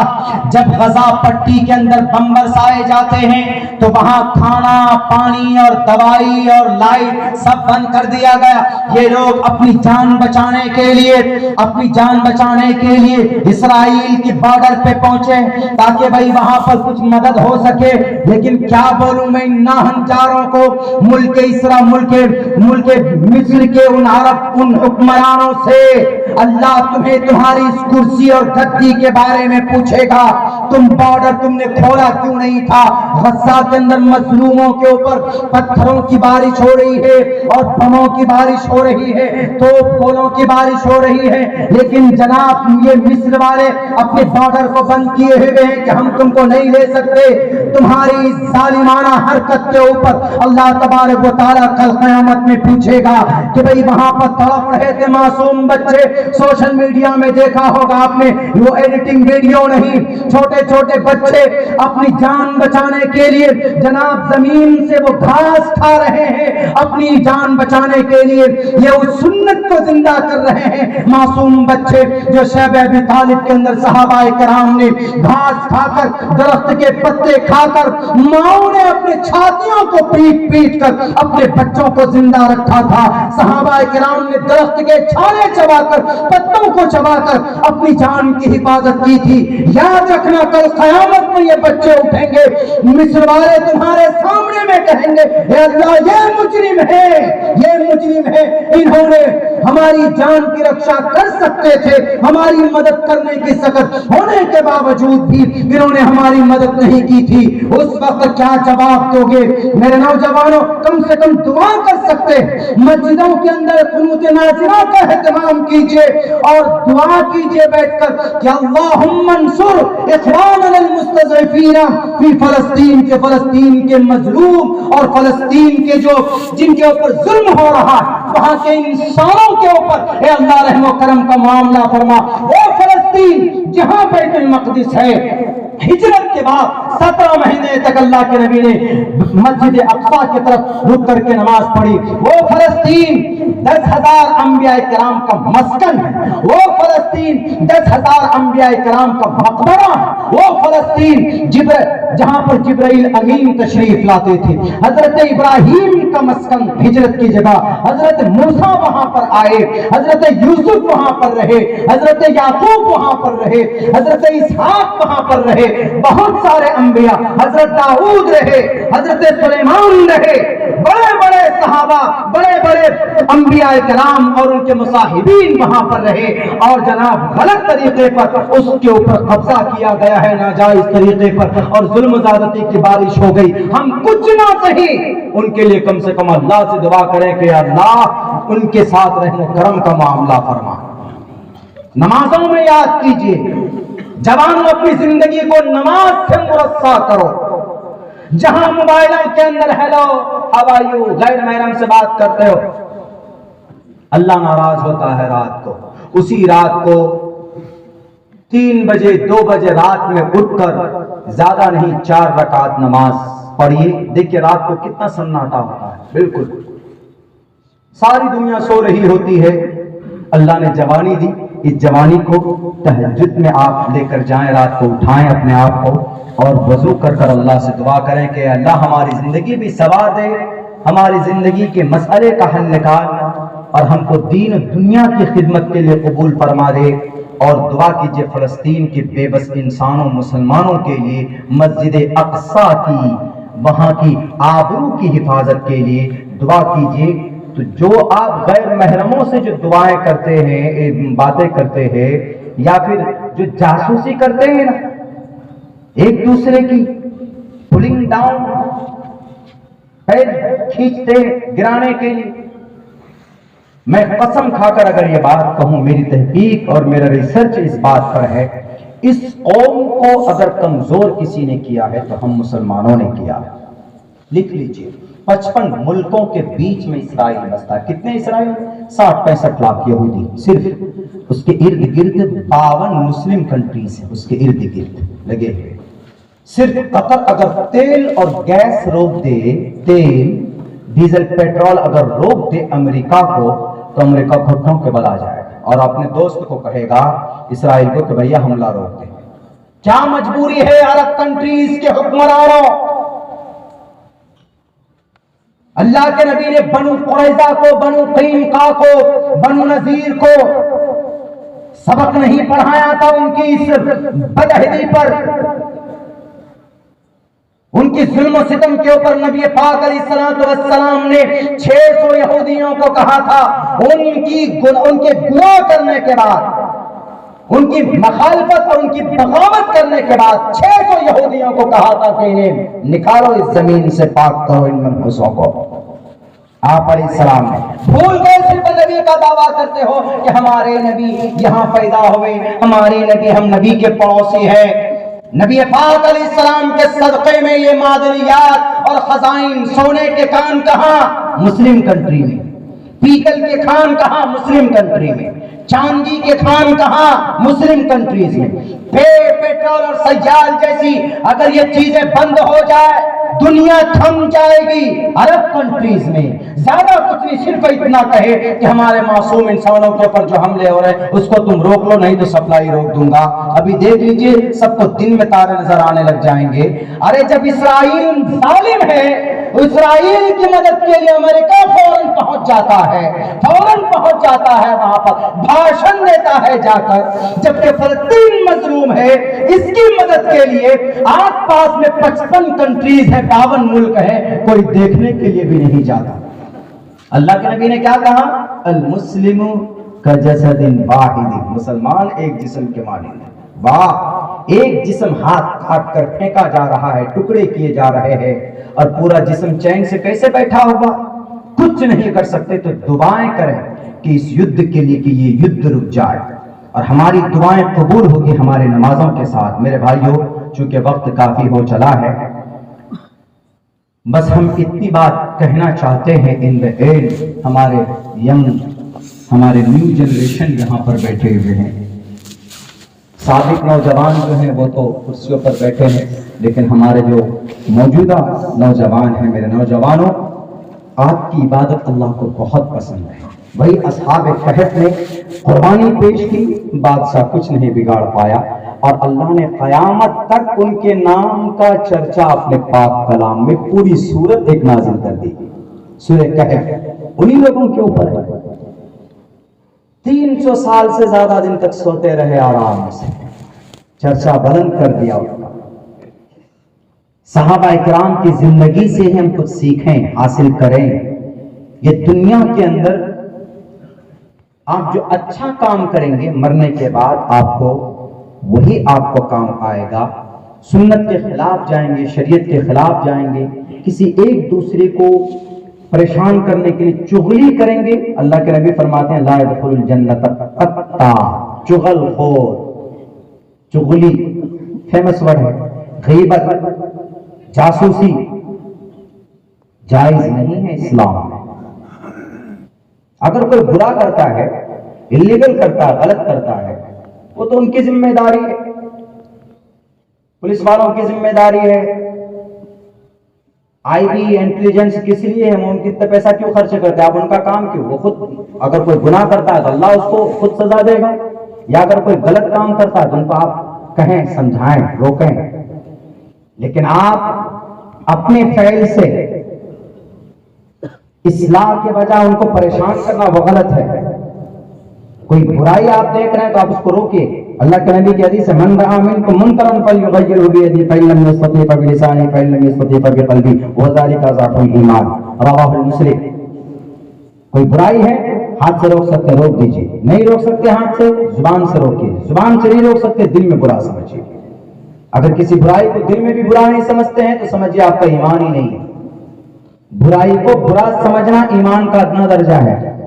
وذالک ضعف الایمان، حضرت ابو ہریرہ رضی اللہ تعالیٰ عنہ فرماتے ہیں۔ میرے نوجوانوں، آپ اس ملت کی ریڑھ کی ہڈی ٹوٹ جائے انسان بیٹھا رہتا ہے۔ آپ کی نسل اور آپ کی جو یہ نسل ہے، یہ ٹائم ہے، بڑی اہمیت ہے اللہ کے نظر میں بھی اور دنیا کے نظر میں بھی اور ماں باپ کے نظر میں بھی۔ اس لیے آپ اچھا کام کریں، اچھا بنیں، اپنے گول سیٹ کریں اپنی زندگی میں۔ کوئی کام شریعت کے خلاف نہ ہو، شریعت کے مطابق کیجئے تو برکت بھی اللہ تبارک و تعالیٰ نازل فرماتا ہے۔ اور نالج حاصل کیجئے، پڑھیے، قرآن پڑھیے، کتابیں پڑھیے، موبائلوں کے اندر کتاب ڈاؤن لوڈ کر لیجئے، آج کل PDF کے ذریعے بڑی آسانی سے پڑھ سکتے ہیں۔ میرے ایک موبائل ہے، اس موبائل کے اندر کم سے کم 1100 کتابیں، 800 کی اب 1100 ہو گئی ہے، تب مجھے لیپ ٹاپ لینا پڑا۔ آج تو میرے پاس بیگ میں چھوٹا کتاب ہے، کم سے کم 2 گھنٹے میں وہ اسی کتاب کو پڑھا فلائٹ کے اندر میں پڑھنے کی عادت ڈالی۔ آپ کی اتہاس کیا ہے وہ لوگوں کو بتائیں۔ اسلام ایسا نہیں ہے کہ دنیا کی ترقی میں رکاوٹ ہے، نہیں، دنیا کے سب سے بڑے ڈاکٹر کا امام کو ڈاکٹر ابو بکر محمد بن زکریا الرازی کو بتایا گیا 1923 کے کانفرنس میں لندن میں، ابو بکر محمد بن زکریا الرازی۔ اور ابھی بھی جو کیمبرج یونیورسٹی میں MBBS کے اسٹوڈنٹ کو جو کتاب پڑھائی جاتی ہے، وہ کتاب ایک عالم دین نے، حافظ قرآن نے لکھی ہے، پہلے 11 سال کی عمر میں وہ حافظ بنے، ان کا نام شیخ حسین ابن علی سینا ہے۔ ہماری یہ تاریخ ہے نا۔ یہ دانت والے بابا ہریدوار کے پتنجلی بیچنے والے، یہ تو ڈپلیکیٹ ہے، یہ تو سائیکل میں کھینی بیچتا تھا، اس کی کوئی ہسٹری نہیں ہے۔ لیکن اصل آیورویدک دوائی کو کھوج کرنے والا جنید بغدادی 500 دوائی کتاب الادویہ کے نام سے انہوں نے لکھی۔ یہ جو آرگینک انڈیا جو دوائیاں ہم لوگ کھاتے ہیں، یہ انہی کی تحقیق ہے۔ آپریشن کرنے کی جو آلات ہیں، ابو القاسم الزہراوی کی ایجاد کی ہوئی ہے۔ ہم نے سائنس اور قرآن کے اوپر بات کی ہے کہیں پر، پچھلے 5 اور 6 مہینے مستقل اس کے اوپر بات کی، جب قرآن پر اعتراض ہوتا تھا کہ ارے قرآن میں تو جہاد ہے، قرآن میں تو لڑائی ہے، قرآن میں تو نماز ہے۔ ہم نے کہا قرآن میں نہیں، آپ کی کتاب میں بھی ہے، آپ کی کتاب میں بھی ہے، تم توریت الشتہ، ہماری کتاب میں آت الزکا ہے، ہماری کتاب میں فقتل المشرکین ہے، تو آپ کی کتاب میں بھی ہے کہ ستیم وبھاجانی۔ پڑھ کر اس کو سمجھنے کی ضرورت ہے۔ اپنی ہسٹری کو اگر جب تک نہیں پڑھو گے، جب تک بیان نہیں کرو گے، کوئی بھی آئے گا بدل کر چلا جائے گا۔ جیسے انگریز نے کوشش کی تھی قرآن پاک کو مٹانے کے لیے، قرآن کا مسودہ نہیں مل رہا تھا دلی کے اندر میں، ایک بھی قرآن کا نسخہ، اس نے کہا کہ ہم تو قرآن کو مٹا چکے۔ ایک عالم نے کہا کہ غلط فہمی میں ہو میاں انگریز، قرآن کا مسودہ نہیں ہے، تم نے سوچا کہ قرآن مٹ گیا، آؤ تم کو بتاتا ہوں قرآن کہاں پر ہے۔ ایک بچے کو بلایا مکتب سے، جیسے الحمدللہ کے یہاں مکتب چلتا ہے، 30-32 مدرسین علماء حفاظ پڑھاتے ہیں، بہت بڑی بات ہے، طبیعت بہت خوش بھی، ہماری تعلیم سے ہی تقدیر بدلی جا سکتی ہے، اسی لیے اس کو کیپ اٹ اپ، اس کو اور آگے بڑھائیے اور آگے بڑھائیے۔ ویسے تو مثال ہے اس دیش کے اندر میں، گجرات کا نام آتے ہی ذہن میں ایک آتا ہے کہ قرآن کی سب سے بہترین اگر تعلیم کہیں پر ہوتی ہے، سب سے زیادہ حفاظ کہیں پیدا ہوتے ہیں، بھارت کی دھرتی میں نہیں بلکہ ایشیا مہادیپ میں، تو گجرات کا نام آتا ہے سب سے زیادہ۔ اسی لیے آپ لوگوں کو اللہ تبارک و تعالیٰ نے اور اسٹیٹ کے مقابلے میں خوشحال بھی بنایا۔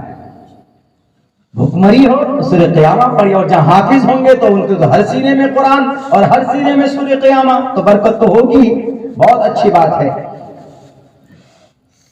تو یہ چیز ہونی چاہیے۔ تو اس عالم نے کہا کہ یہ مت سمجھو کہ قرآن کا نسخہ ختم ہو گیا تو قرآن ختم، ایسا نہیں ہے، ہمارے سینوں میں قرآن ہے، دماغ میں قرآن ہے۔ اس نے کہا کہ how is it possible، کیسے ہو سکتا ہے تمہارے سینے میں قرآن اور اتنی موٹی کتاب کیسے تم ذہن میں بٹھا سکتے ہو، یاد کر سکتے ہو؟ اس کو بلیو نہیں ہو رہا۔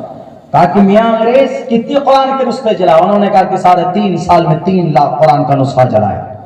مسجد میں ڈھونڈتے تھے کہاں قرآن ہے، کوئی اور بھی کتاب اگر اس میں کپڑے میں لپٹی اس کو بھی جلا دیتے تھے قرآن سمجھ کر۔ وہ انگریز نالائق کو پتہ ہی نہیں عربی میں کیا ہے، کچھ بھی عربی میں دیکھتے تو اسے ہی جلا دیتے تھے۔ تو ایک عالم نے کہا کہ آ جاؤ، ہم اپنے مکتب سے ایک بچے کو بلاتے، ایک بچے کو بلایا گیا، کہا کہ دیکھو اس بچے کو، 9 سال کا 8 سال کا وہ بچہ، کہا کہ بیٹے پڑھو تم قرآن پاک۔ اس بچے نے قرآن پڑھنا شروع کیا، ہاتھ میں کچھ نہیں، نیت باندھ کر کے 9-10 گھنٹے میں پورا قرآن اس بچے نے سنایا، اور انگریز وہیں بیٹھ کر دیکھ رہا تھا۔ اس نے توبہ کیا اسی وقت میں، اس نے کہا کہ ہم قرآن کے نسخے جلا سکتے ہیں لیکن قرآن کی محبت جو دلوں میں بسی ہوئی ہم اس کو نہیں جلا سکتے۔ اسی لیے education, the primary aim of education is to prepare and to qualify the new generation for participation in the development culture and society۔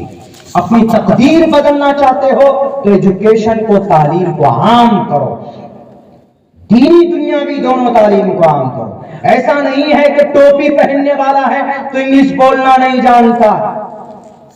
حافظ قرآن ہے تو قرآن کا حافظ ہے. بھارت کا سمویدھان بھی پڑھیے, ہسٹری پڑھیے, آپ اپنے اتہاس پڑھیے, قرآن کی آیتوں کا ترجمہ کیجیے. آج کے زمانے میں اللہ کے نبی علیہ السلام گھوڑے پر, اللہ کے نبی علیہ السلام براق پر جاتے تھے, تو ماڈرن زمانے میں بتائیے, لوگ اعتراض کرتے ہیں کہ 1450 سال پہلے تمہارے نبی تھے, لیکن 1450 سال پہلے کی چیز آج نہیں چل سکتی ہے, تو اس کو آج کے زمانے میں سمجھا کر بتائیے کیا مطلب ہے تمہارا.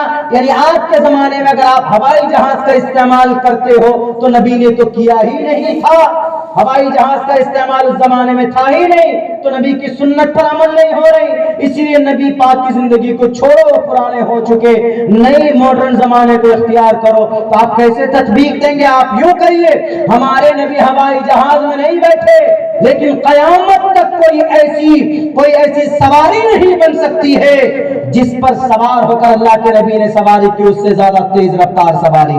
ہوائی جہاز 1 گھنٹے میں 1200 کلومیٹر یا 1000 کلومیٹر چل سکتا. ہمارے نبی جس براق پر بیٹھ کر سفر کیا ہے, 1 سیکنڈ کے اندر 11,22,00,000 مسافت طے کرتی تھی. لاؤ بیٹے ہوائی جہاز تم لاتے ہو, اللہ کے نبی جس چیز میں بیٹھ کر سواری کی اس طرح تیز رفتار سواری قیامت تک کوئی مائع کا لال نہیں بنا سکتا. تو ثبوت تو ملا نا کہ تیز رفتار سواری پر بیٹھ کر ہمارے نبی نے سواری کی. آج ایک بلٹ ٹرین بنا لیتے ہیں, بھلے ہی وہ بلٹ ٹرین بھینسیاں سے جا کے ٹکرا جائے, گائے سے ٹکرا جاتی ہے. ہمارے نبی تو جس براق پہ بیٹھے وہ کسی سے بھی نہیں ٹکرا, جدھر بھی جائے دروازہ کھول دیا گیا, پہلے آسمان, دوسرے آسمان, تیسرے آسمان. یہاں تو جناب چندریان پر پہنچے, وہ لینڈنگ کیا, وہ مٹھائی بانٹے, ہم چاند پہ پہنچ گئے. ہمارے نبی تو وہ ہے جو چاند, سورج سب کو کراس کر کے عرش معلیٰ پر پہنچ گئے. وہاں جہاں دنیا نہیں سوچ سکتی ہے, اللہ کے نبی وہاں پہنچ کر گھوم کر کے آ گئے. جنت اور جہنم کا وہ کر کے آ گئے. ماڈرن زمانے میں اس کو اینالائز کرنا ہے, لوگوں کو بتانا ہے اپنی زبان میں, آج کی زبان, پرانی لینگویج میں نہیں, اپنی زبان, آج کی زبان, تبھی لوگ سمجھیں گے. ٹرمز کو بدل کر, حقیقت نہیں صرف تعبیر کو بدل کر سمجھائیں گے تو انشاءاللہ دنیا ضرور سمجھے گی. وقت بہت ہو چکا ہے. شکریہ ادا کرتا ہوں مولانا کا اور ان کی پوری ٹیم کا, خصوصاً ہمارے انس بھائی کا اور انتخاب بھائی کا اور ان کی پوری ٹیم کا, جو بیچارے اتنے دور سے آئے, ہمارا پروگرام سیٹ کیا. یہ 2-3 دن ہم نے اپنے آرام کے لیے رکھا تھا, لیکن بڑا وہ ہوا کہ نہیں آپ کو آنا ہے. ہم نے کہا چلیے کوئی بات نہیں, سیرت النبی کا جلسہ ہے تو انشاءاللہ جا کر ضرور سیرت کے اوپر بات ہوگی. نماز میں بالتفصیل بات کرنی تھی, نہیں ہو پائی, سیرت پر تھوڑی سی ہو گئی, لیکن سیرت ہی ہماری زندگی کی کے لیے مشعل راہ ہو سکتی ہے. اللہ سے دعا کرتا ہوں اللہ تبارک و تعالی ہم سب کے بیٹھنے کو, کہنے کو بے انتہا قبول فرمائے. بہت بہت شکریہ. جزاک اللہ. السلام علیکم ورحمۃ اللہ وبرکاتہ.